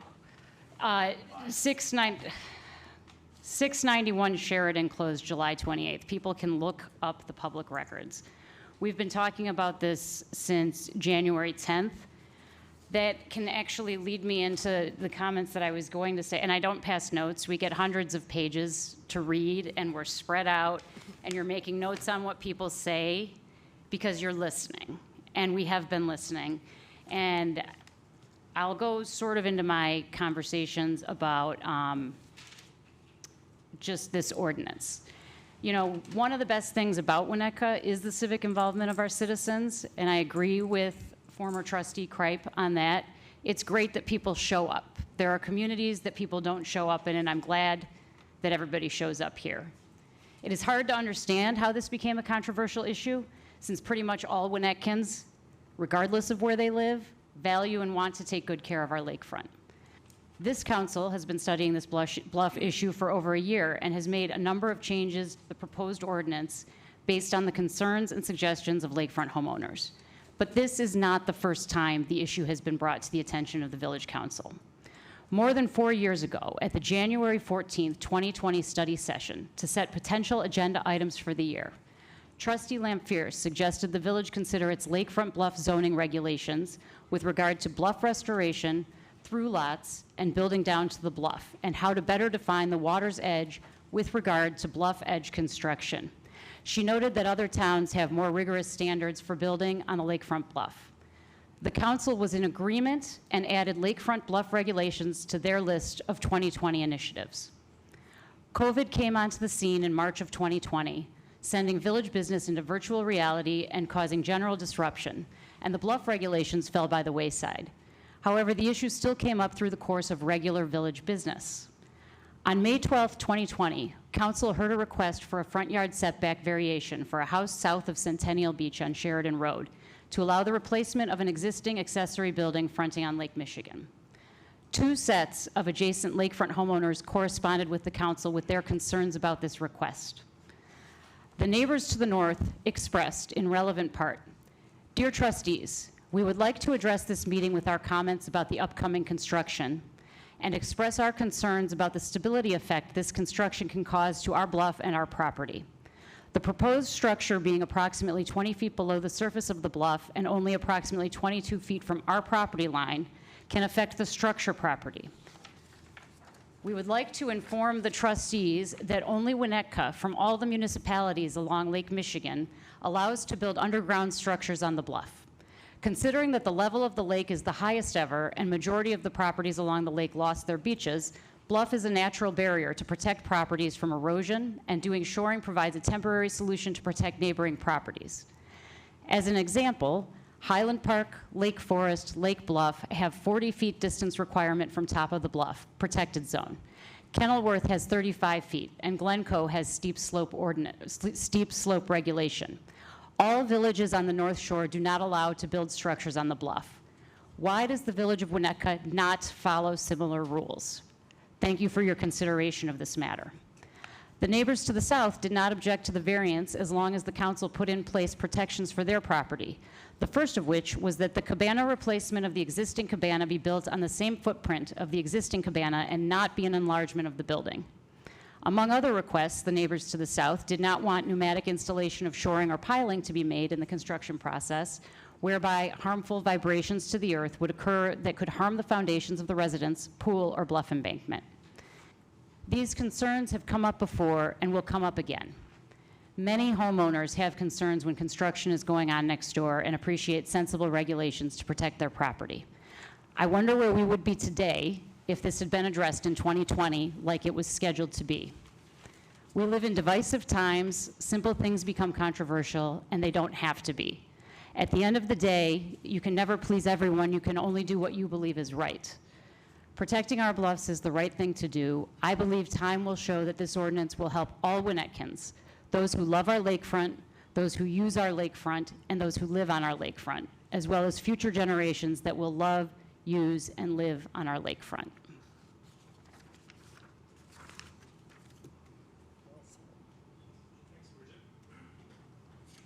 Others?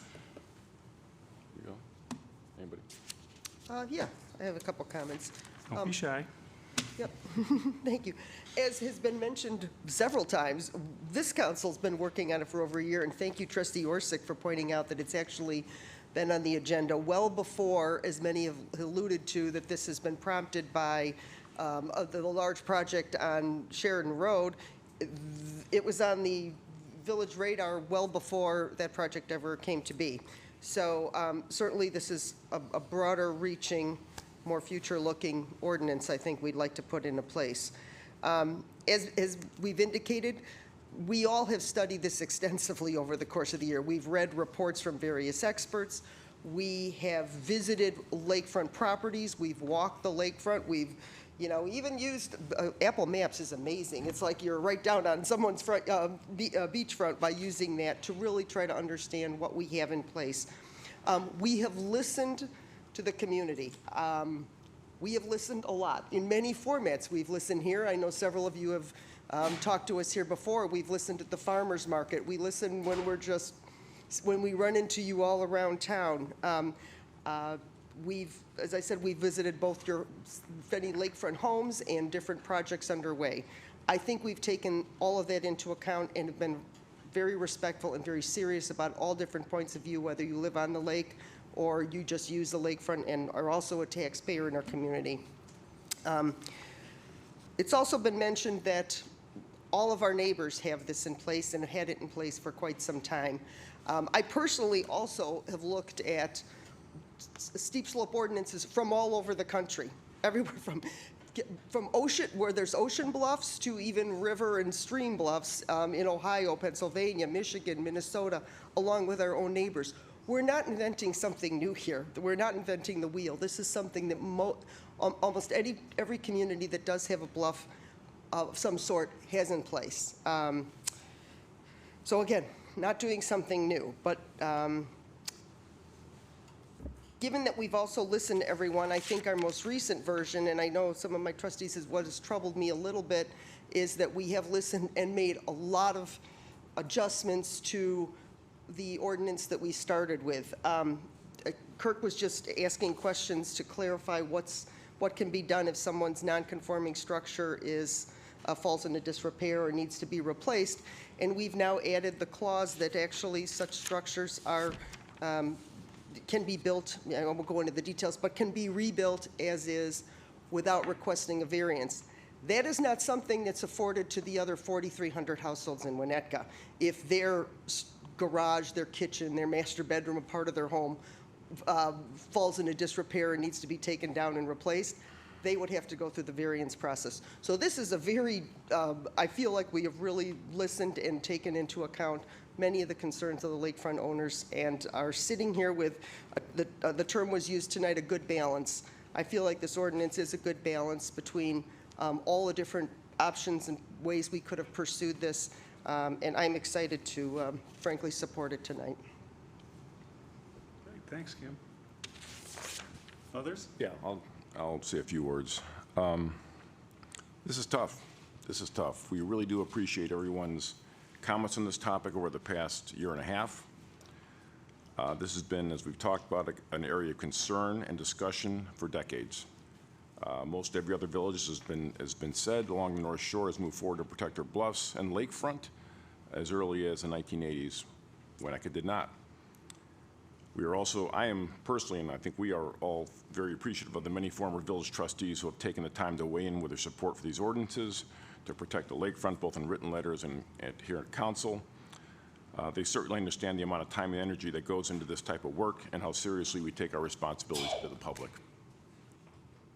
I think it's fair to say that a large percentage of the people who moved to Winnetka moved here in part for access to the lakefront.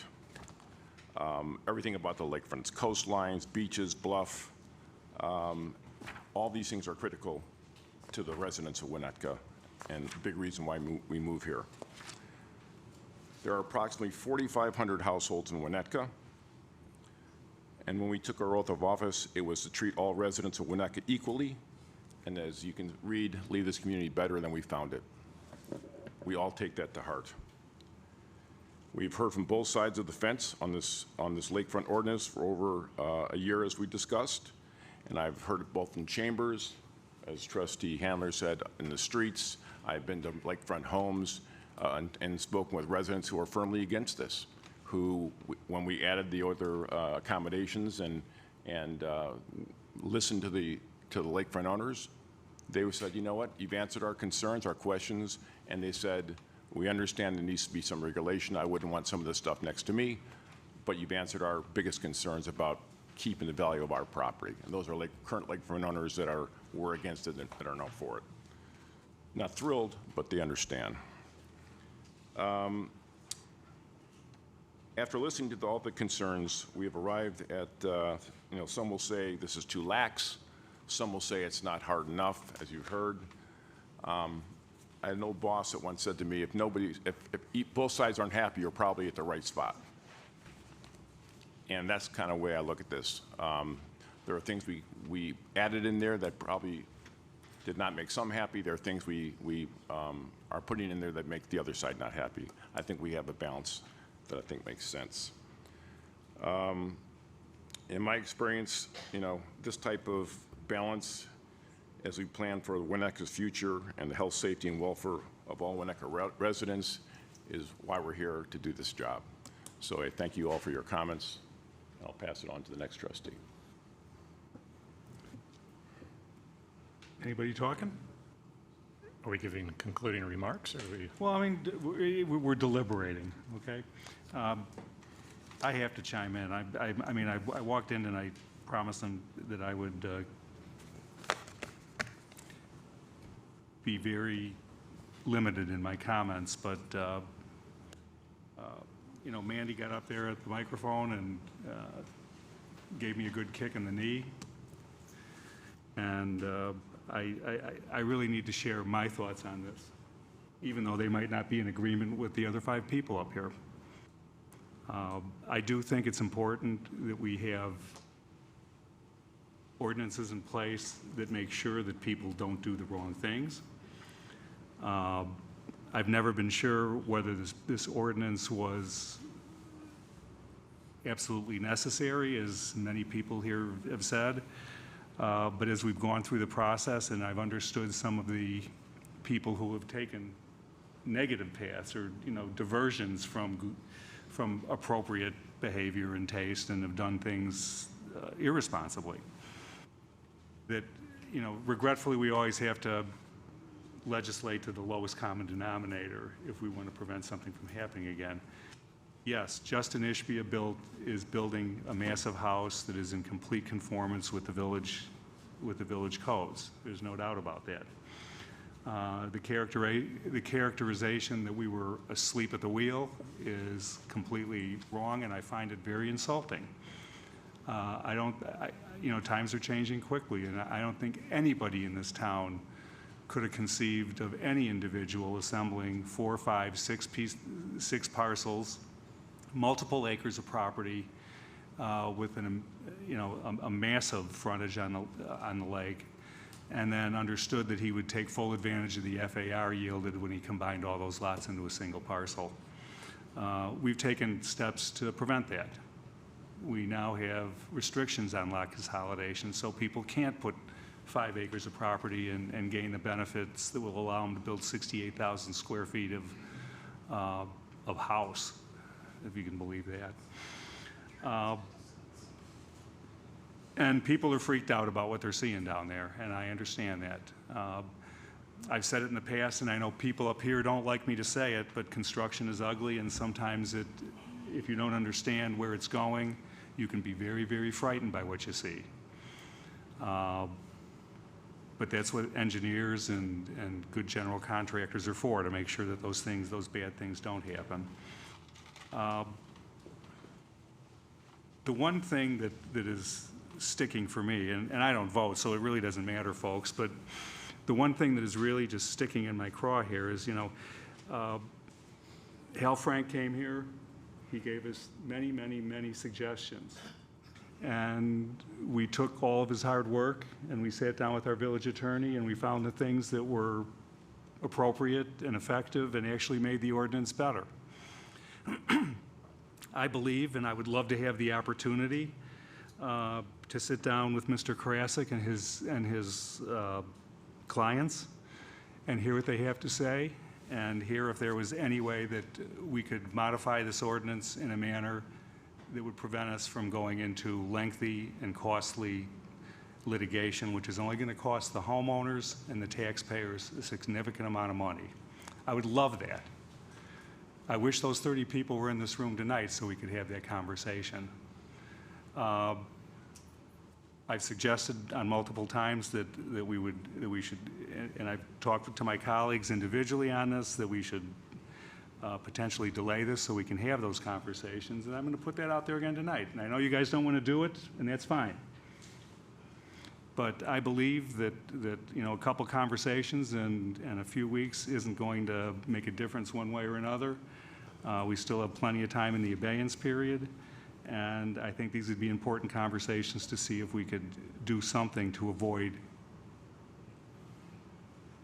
the litigation. If the position is no ordinance is the only solution, then don't waste my time. Because we're a community that talks about these things and tries to find the good middle ground that everybody can live in, like Rob said. Maybe you don't walk away happy, but at least the person that you were in opposition with isn't walking away happy either. And I think that's a good way to spread out some of the issues we have and to talk about them realistically. So I would be a strong proponent for deferring action and at least reaching out to the people who were upset to the point where they're ready to spend significant dollars in litigation to stop us from doing this. I understand that there probably isn't an appetite for that, but I need to throw it out there because I don't think I'd be doing my job as village president trying to steer this body away from litigation if I could possibly do it. So, and I'd love to hear what you guys got to say about that.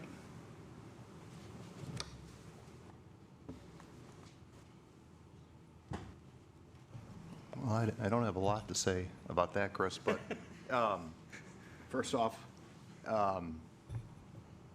it's so actually kind of, I'm very glad to see some of the familiar faces that have been here at all these meetings, but we also have some new faces, that have argued on either side of this issue, and for that, I'm very appreciative. It is a difficult issue. I think the one thing we've learned here is that this coastline and the beaches and the lakefront is of paramount importance to everyone in this room and everyone within miles of where we are right now.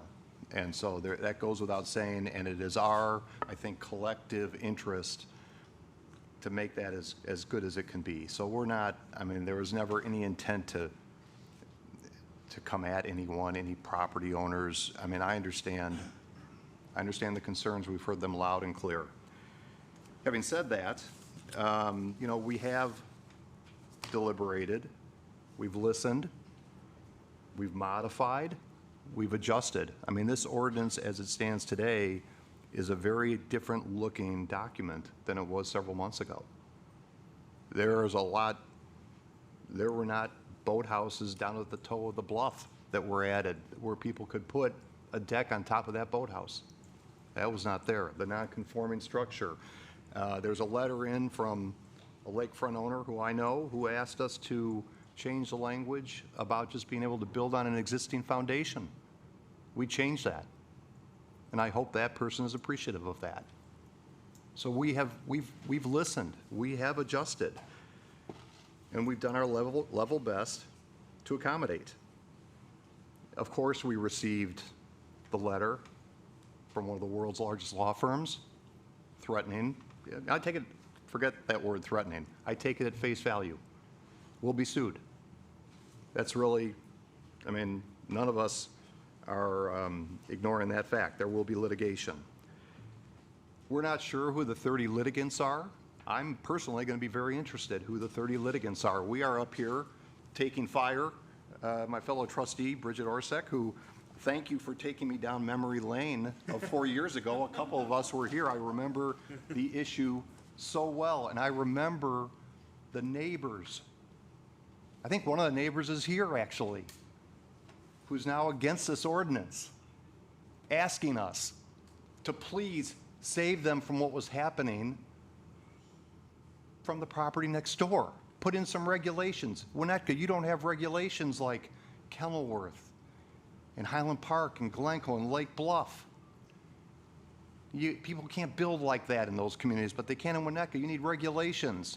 And now that person is here objecting to the regulation. There's a word for that, but I'm not going to say it. So I want to know who the 30 litigants are. We'll find that out. I'll look forward to that. I think the community will look forward to that.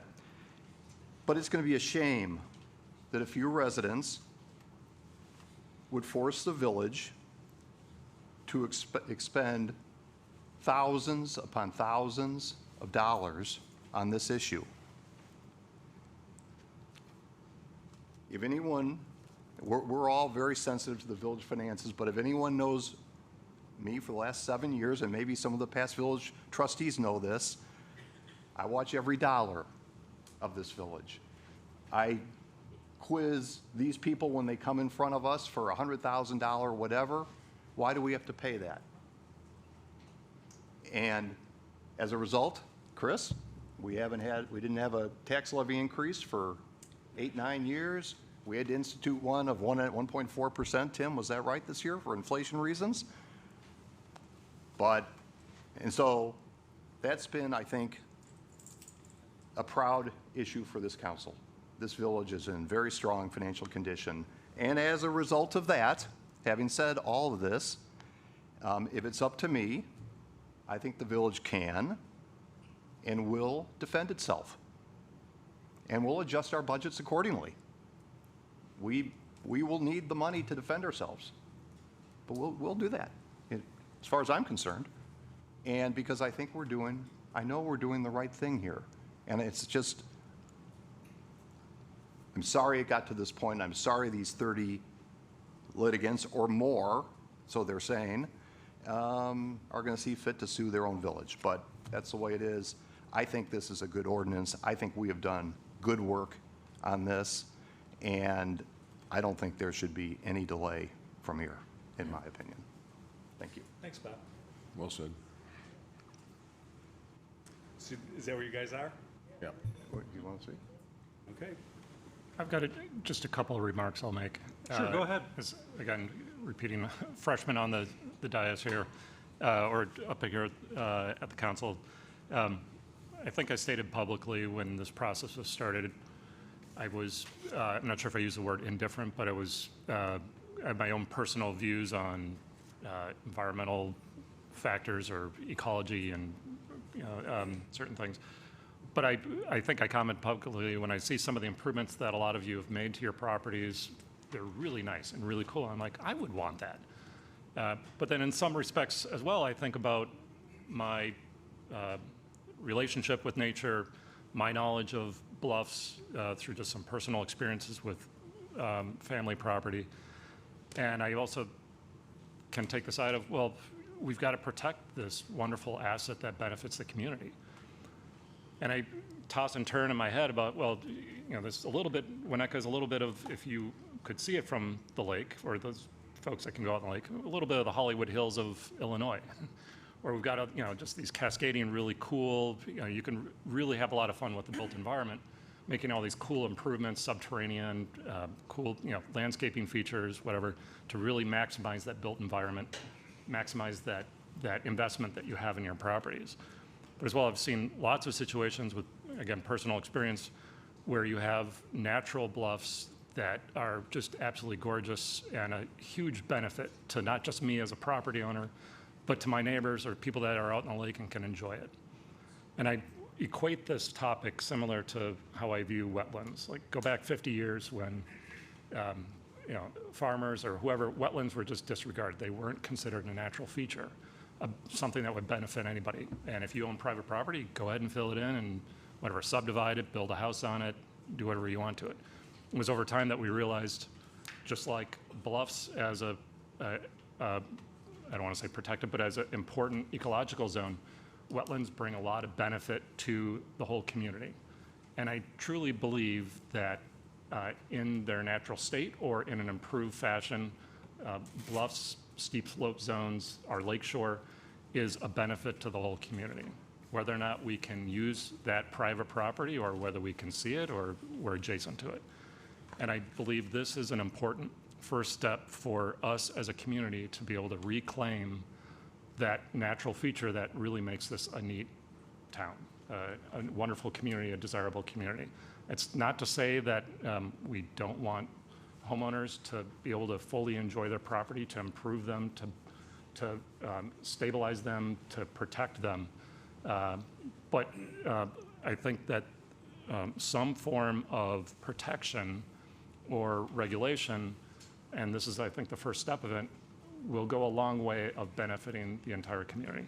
And if I think ahead 50 years, 100 years from now, I hope our grandchildren and great-grandchildren all thank us for this first step that we've taken. And I get excited thinking about the future of versus what we have today, which there's wonderful improved properties. There's others that may not be. But 100 years from now, after time rolls on, as folks continue to improve and embrace some of the measures we put in this ordinance, or if it's improved in the future, that we'll end up with a lot better community benefit with our lakeshore than we have today. And I also want to stress, I appreciate everyone's public comments and passionate interest in this topic, and I do appreciate very much the relationship that the private homeowners have that are the responsible guardians of this asset for the community. And it does not go lightly on all of us, the investments you've made and the impact that this will have on you perceived, but I think the benefit long-term far outweighs any cost or negative depreciation in value or whatever that might be perceived. So thank you for being patient with us as we go through this. Thanks, Kirk. Any last thoughts? Okay. Well, I guess before I ask for a motion, everybody in the room needs to understand that this thing has been morphing by the hour since the packet came out last Friday. And a lot of back and forths, a lot of emailing between the village attorney and various trustees. And there have been, and, David mentioned some other refinements. So I would like for Peter, our village attorney, Peter Friedman, to summarize the limited revisions to the ordinance that was distributed on Friday so that we don't have any ambiguities and everybody understands what we're doing here. So, Peter, if you want to go ahead and run through all of the issues there. Be happy to. So in response to public comments from trustees and staff, we prepared and recommend the following revisions to the ordinance before you. They're in three different buckets. First, with regard to the recitals. And I'm going to read these so everybody hears them.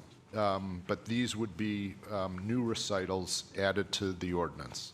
Whereas the village has been studying the adoption of regulations governing development along Lake Michigan for more than a year, whereas numerous municipalities on Lake Michigan, including several in Illinois, have adopted comprehensive regulations governing development along Lake Michigan, and the Village Council has studied these regulations during the permit abeyance period.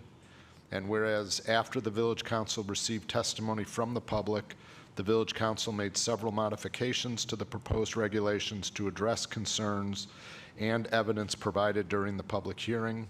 And whereas the regulations established by this ordinance provide protections for the lakefront and allow options for property owners to develop the portions of their property in the slope impact area, and the regulations further provide flexibility by authorizing property owners to seek variations, waivers, and special use approvals from and pursuant to the new regulations.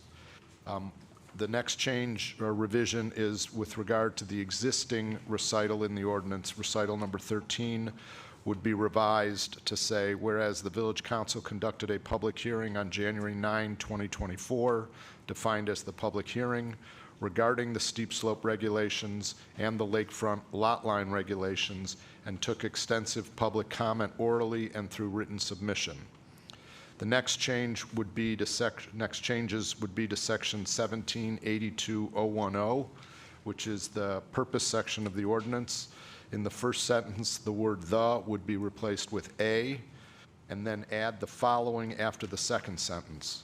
Lake Michigan, its coastline, beaches, bluff, and other related lakefront features have special historical and community value to the village and its residents, and another purpose of this chapter is to provide regulations appropriate for the preservation, protection, enhancement, rehabilitation, reconstruction, perpetuation, and use of these unique and special features that the village finds are necessary and desirable for, among other reasons, sound community planning and for the public health, safety, and welfare. The last changes are the changes that were in David Schoen's staff report. The first is to section 1882030. Subsection B, this is relating to retaining walls. In that subsection, there are 3 numbered paragraphs. The second numbered paragraph would be revised to say retaining walls cannot be used to create a shelf or other table area within the slope transition area, and then the new language would be added unless it is necessary for slope stabilization. And in paragraph 3, it would now read, backfilling of a retaining wall is not permitted, again, new language, unless it is necessary for slope stabilization. Next changes, very similar changes in the next section of the ordinance, 1882040. Again, the 3 numbered paragraphs. In the second numbered paragraph, retaining walls cannot be used to create a shelf or other tableland within the steep slope zone, new language, unless it is necessary for slope stabilization. And the third paragraph, backfilling of a retaining wall is not permitted, new language, unless it is necessary for slope stabilization. And the last set of minor changes in section 1782040, in subsection G, this regards the definition of exceptional engineering. That G would now read, decks can be no larger than 50 square feet unless the applicant provides, and striking the word exceptional, it would say provides additional engineering as required by the director. And then in subsection I, similar change, all boathouses, regardless of size, must use additional engineering as required by the director. And those are all of the proposed revisions. Am I good now? Yeah. Okay. Am I on? Yeah. Okay. Can you hear me? All right. May I have a motion to adopt ordinance number MC01 2024 with the proposed revisions? I move to adopt ordinance MC 012024, incorporating all of the revisions to the ordinance as just described by the village attorney. Second. Okay, roll call vote. Trustee Handler. Yes. Trustee Dearborn. Yes. Trustee Albinson. Yes. Trustee Apitoff. Yes. Trustee Orsick. Yes. That motion carries. Thank you. Okay, moving right along.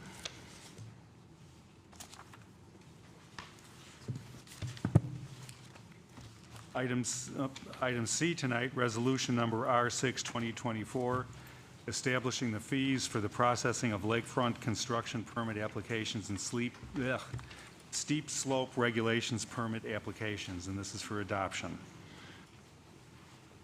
Was that reviewed do we have any report on that, or no? No, we don't. It's explained in the memo. Okay. May I have a motion to adopt resolution number R6 2024? So moved. Second. Roll call vote. All those in favor? Aye. We need a roll. roll Oh, I'm call sorry. vote. Yeah. Yeah. Trustee Handler. Yes. Trustee Dearborn. Yes. Trustee Alvinson. Yes. Trustee Apitoff. Yes. Trustee Orsick. Yes. That motion carries. Item D is resolution number R7 2024, approving an agreement with DeMayo Brothers, Inc. for construction services for the Crow Island Stormwater Storage and Conveyance Project.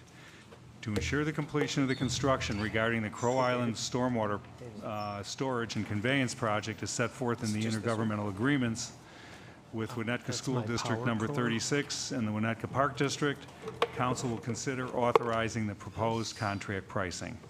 And Jim Bernal will kick us off with a review on that issue.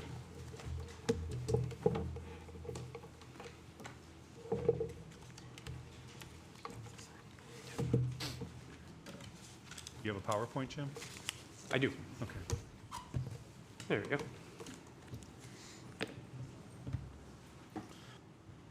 Turn my TV on. Here we go. Thank you, President Rentz. Thank you, trustees, for taking the time tonight. So this agenda item here before you, this is the recommendation by staff to award the contract for construction services for the Crow Island Stormwater Storage and Conveyance Project. Just as a quick reminder, this project has been developing here as part of the other phases. This is the third critical phase for the underground storage system that we'll need for those properties that are south of Willow Road. So just a quick overview. In February of 2020, we had approved the intergovernmental agreement between the village and District 36. In May of 2020, the IGA with the Winnetka Park District was approved. And then in November of 2023, the village held an open house meeting to allow residents, representatives from District 36 and the Park District to come and learn more about the detailed plans, the construction schedule, and the improvements that were proposed as part of this project. In December, we bid the project, and then in January 24th, the bids were opened. So this phase of the project includes some pretty important parts. So again, this is one of the critical phases that we need for the overall stormwater conveyance for south of Willow Road. It provides 8 acre-feet, or a little over 2.5 million gallons of storage. It connects the neighborhoods, south of Willow Road to the Hibbard Preserve, and it's all part of the wetland improvements for the Hibbard Preserve site. It provides the necessary stormwater improvements for the District 36 Crow Island School project, and we've been working very closely with the school as we develop that to make sure we could stay within their schedule. Currently, they are scheduled to begin in mid-June of this year. And then, like the other similar storage projects and conveyance, this improves the water quality that's going to be discharging to the Skokie River. So some of the project elements that we talked a little bit about at the budget presentation was it, of course, installs the Crow Island Underground Storage Facility. There's some earthwork that will be taking place, some grading, Mount Pleasant berm. The next agenda item, we'll talk a little bit about the landscaping of that. That's currently the berm that's on the south side of the Crow Island School, and it has landscaping, and it provides some screenings for those homes over there. The installation of the box storm sewer, that connects from the storage unit to the Hibbard Preserve site. There'll be a new pump station, the new Mount Pleasant Street pump station, that'll help move the water from the underground storage to the Hibbard Preserve site. There's some water main work that'll be taking place on both Euclid and Sunset, and that's modifications required as part of the installation of the new box culverts. And again, this project was done in compliance with District 36 and the Winnetka Park District IGAs. So this exhibit here shows you just a quick overview of the project. The larger area in green, that's where the underground storage vault system will be. It spreads between two properties, the District 36 Crow Island School site and then the Crow Island Park just to the west. The darker yellow one is the conveyance pipe that'll be coming out of the storage system and then make its way down Euclid through the Crohn's property that the village had purchased. That house was demoed. That'll be the new route, and then through Sunset connecting across with Hibbard Road. So on January 24th, we had the bid opening. We received 4 bids for this project. The apparent low bidder at that time was DeMayo Brothers Incorporated with a bid of a little over $8.3 million. And then as we started to evaluate this, we realized this was a little bit more of the budget than we had anticipated. So we looked for some ways to do some cost savings reductions to keep this in line. The table below shows you a couple of those things that we were able to move out of the contract, saving a little over $700,000. On the top table to the right in orange where it says modified bid amount, the new bid amount that you would be approving tonight, again, would be with DeMayo Brothers Incorporated for $7,642,410. I would note that DeMayo Brothers was the contractor that performed the North of Willow Road project that had the improvements to the golf course and the underground storage vault system, which was a success. So this slide here shows you a little bit of the cost sharing, the breakdown of the funds that will be paying for this project. A majority will be coming out of the stormwater fund. We'll be looking to use about $7,491,710 from there. And then a small contribution from the sanitary sewer fund, a little over $150,000 for the agreed to new contract price of $7.6 million and some change. So with that, I'm going to turn it over to Tim real quick. He's just going to kind of do an overview of the financing from the stormwater fund.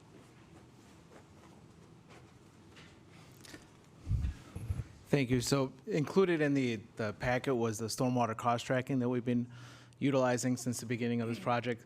So just a quick summary of where we're at to date. Total committed costs, including, and this includes the proposed contract, we're at $48.5 million, or 63% of the project, with a balance to complete of $29.1 million, with a remaining contingency of 18% for $5.3 million, for the project total of $83.1 million.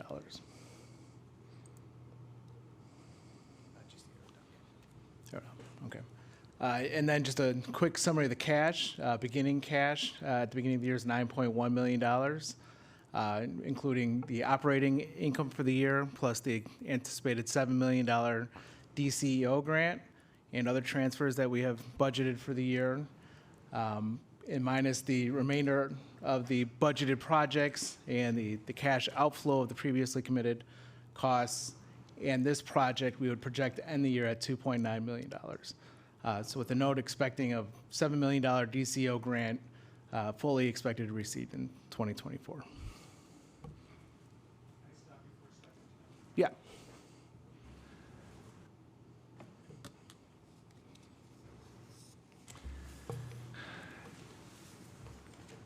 Can you explain to me why the beginning cash balance and the balance of previously committed costs are exactly the same number?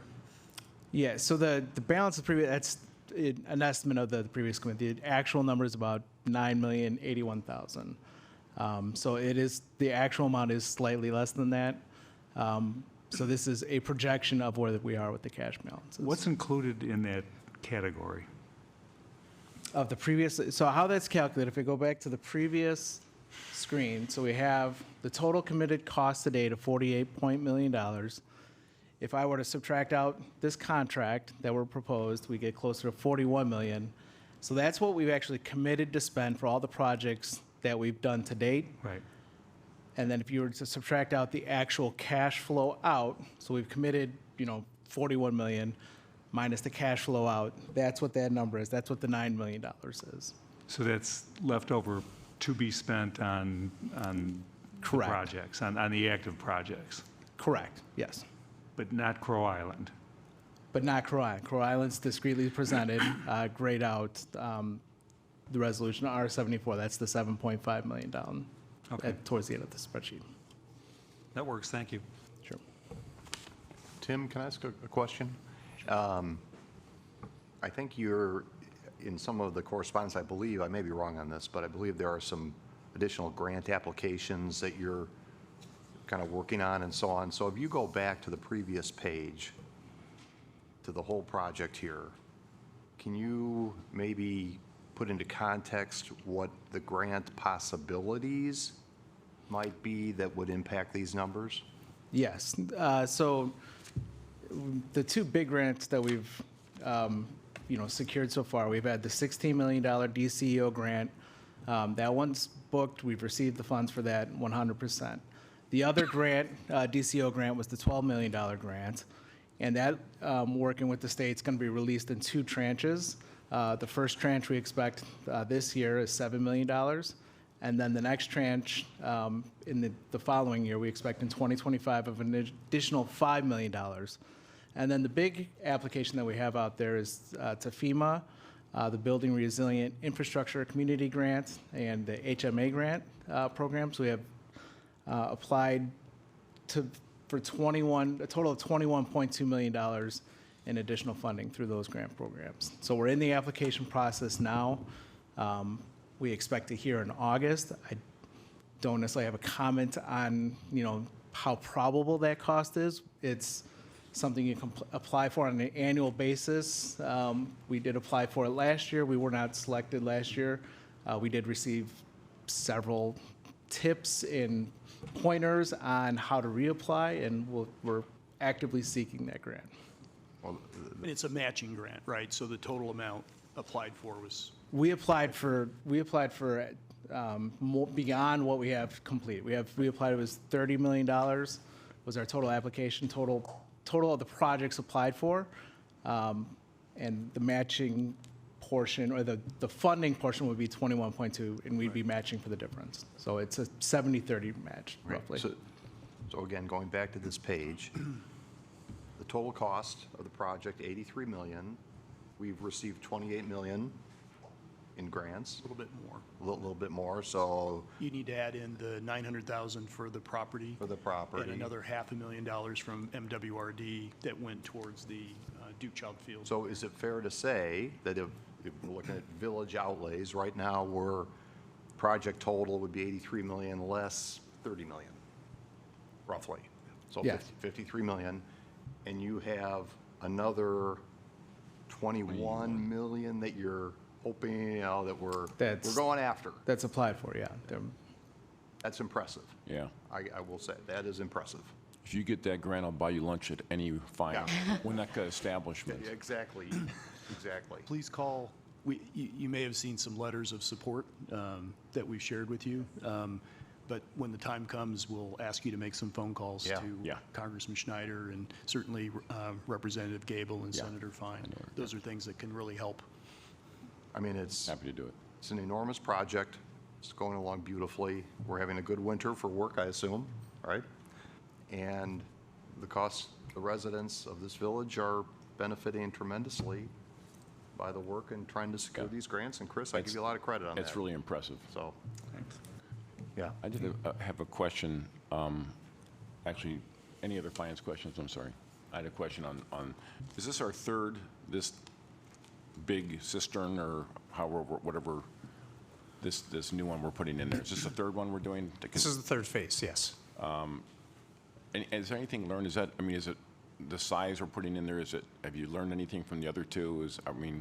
Should it be bigger? Was it smaller? Can we save money, or do we need more based on? It was actually originally proposed to be larger. Okay. And then that was based on the IGAs, the original IGAs we had with District 36 and what their needs were going to be. After working with them and then refining their design, we were actually able to save quite a bit of money by reducing the amount of storm trap without causing any impacts to the proposed design of getting the conveyance of the storage out. That's great that you're learning and adjusting. That's what I want to know. Thanks. Yep. Jim, on the cost reductions, are those just, you're not doing them, or did you find an alternative? No, I can walk through that real quick. So the restoration for the seed, that was for the landfill. We put that on the contract depending on what phase we end at. Knowing that we're going to be continuing to move forward, restoring the top of the landfill only to put more soil on top of it doesn't make sense. So we were able to take that out. There was some proposed intersection improvements as part of the original design for Glendale and Mount Pleasant, and we were hoping to receive some pretty good competitive bids, so we added a little bit more on.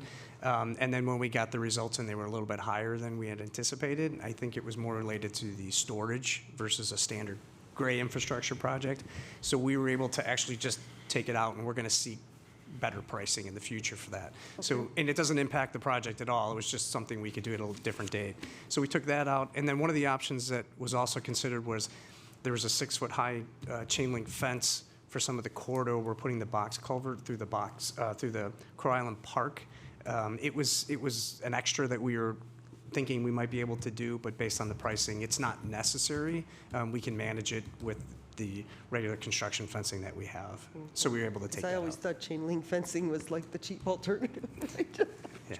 There's a lot of chain link fence. Not so much. There's actually an 8-foot tall chain link fence with the opaque screening that you see that'll be around the storage, underground storage site. So that'll still be secured the same way. Thanks, that just helps my understanding a little bit. Thank you. The pricing on Mount Pleasant and Glendale was also impacted by the accelerated schedule that needed to be obtained to get out of the way for the school district project that's going to start right after us. So I think That's correct, yeah. The bidder was having to throw more resources there, but I believe you were wanting to test those prices, and if we got good pricing, we'd do it now, but we're going to hold off and do that later. Yeah. I'll go past this. So staff's recommendation for council tonight is to consider adopting Resolution R7, 2024. Again, this would be approving a contract with DeMayo Brothers, Inc. for the Crow Island Stormwater Storage and Conveyance Project for an amount not to exceed $7,642,410. Thank you, Jim. Would anybody from the audience like to speak to this matter? Seeing none, I will close public comment. Any other questions or comments up here? Nope, always impressed with the enormity and complexity of this project. By the way, Jim, I have a strategy for the restoration that should be significantly better than what we've been seeing from the bidders too, so, but we'll talk about that offline. I'm open for it. Okay, so I need a motion to adopt resolution number R7, 2024. Second, Roll call vote? Trustee Apatow? Yes. Trustee Handler? yes. Trustee Dearborn? Yes. Trustee Alvinson? Yes. Trustee Orsick? That motion carries, and thank you. All right, item E is resolution number R8, 2024, waiving competitive bidding and awarding a contract to Christie Weber Landscape Services. This is up for adoption. Council will consider the proposed landscape improvements related to the Crow Island Storm Water Storage and Conveyance Project. And Jim, before you start talking, I want to say that this was a commitment that Andy made, along with myself, to the school district, that the berm, which had been kind of a barrier between the people who live on Mount Pleasant and the playground, and one of the commitments that the previous village council made to those residents was that we would put that back and make it better than it was. And obviously, we had a lot of conversations with folks at the open house, and generated a plan that everybody seems very, very pleased with. And this is making good on our commitment to keeping those people whole and their experience as well. Go ahead, Jim. Yep. So as President Ritz had indicated, this was a commitment that the village had agreed to as part of our commitment to the improvement. As part of the installation of the underground storage system, that berm sits directly on top of where that's going to go. So we'll be taking the berm completely down, installing the box culvert or the storage system, and then putting the berm back. As part of the improvement, though, this contract is specific just to the restoration of that. So at the open house that we had, in January, we got a lot of feedback. We had a conceptual plan, which I have, which I can show you. Oops. This was the conceptual plan that we shared with them. And it showed different types of species. We worked with the village forester on it, got some various pricings. It includes a pathway that runs through. As the berm exists now, the kids walk between the vegetation as kind of their own little private path. So we reinstall that back along with different types of screening, plantings, and materials as well. So this was very well received. We fine-tuned it a little bit to make sure we could stay within budget. And then there's a visualization one that was presented as well. So this is kind of a brief overview of what this would look like from Mount Pleasant looking towards the berm as part of it. This is a very tight time frame. As we do with our commercial plantings, we order planting materials in December and January so they're ready to go for the springtime. Based on the short time period for this project, we approached Christy Weber Landscaping, who does our commercial district plantings, our hanging basket ones, and also does our general landscaping maintenance.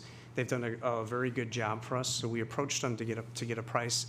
In negotiating back and forth, we were able to get what we believe is a good price for the materials. So once we've completed the underground storage and we put the berm back, Christy Weber will come in right afterwards so we can get this installed. Our goal is by mid-June, we'll be 100% away from the site, landscaping completed, and then we'll just be maintaining it throughout the course of the summer. So based on that, again, based on Christy Weber's performance to date, our need to order these planting materials quickly, we're requesting to waive the bidding process and award a contract to Christy Weber for an amount not to exceed $89,079. Thanks, Jim. I just want to help you guys understand, this was a design-build deal, and design-build is always, always, always more cost-efficient than having an independent architect design a set of drawings and then throwing it out in the street. And I'm a big advocate and proponent of it when it's used correctly in these sorts of situations, and I think Christy Weber's track record has been really good for us on a lot of different fronts. So I personally do not have any problem with the waiving the bid requirements and moving to contract with them. I'd like to hear what you guys got to think. Good. Any public comment on this? Oh, I will. I want to hear what you guys had to say first. That makes sense. I'm interested in what all these people think about okay. this out here. Would anybody like to speak on this issue? Nobody's got anything to say. We let the air out of the balloon early this evening. Build a deal, come. Okay, I'll bring it back up here. Anybody have any other comments, questions? Okay. Makes sense. I'll get back to the script. Okay, because we are waiving a competitive bidding, this vote requires a two-thirds vote or 2 trustees. May I have a motion to adopt resolution number R8, 2024? So moved. Roll call vote? Trustee Apatow? Yes. Trustee Orsick? Yes. Trustee Handler? Yes. Trustee Dearborn? Yes. Trustee Alvinson? Yes. That motion carries. Thank you. Thank you.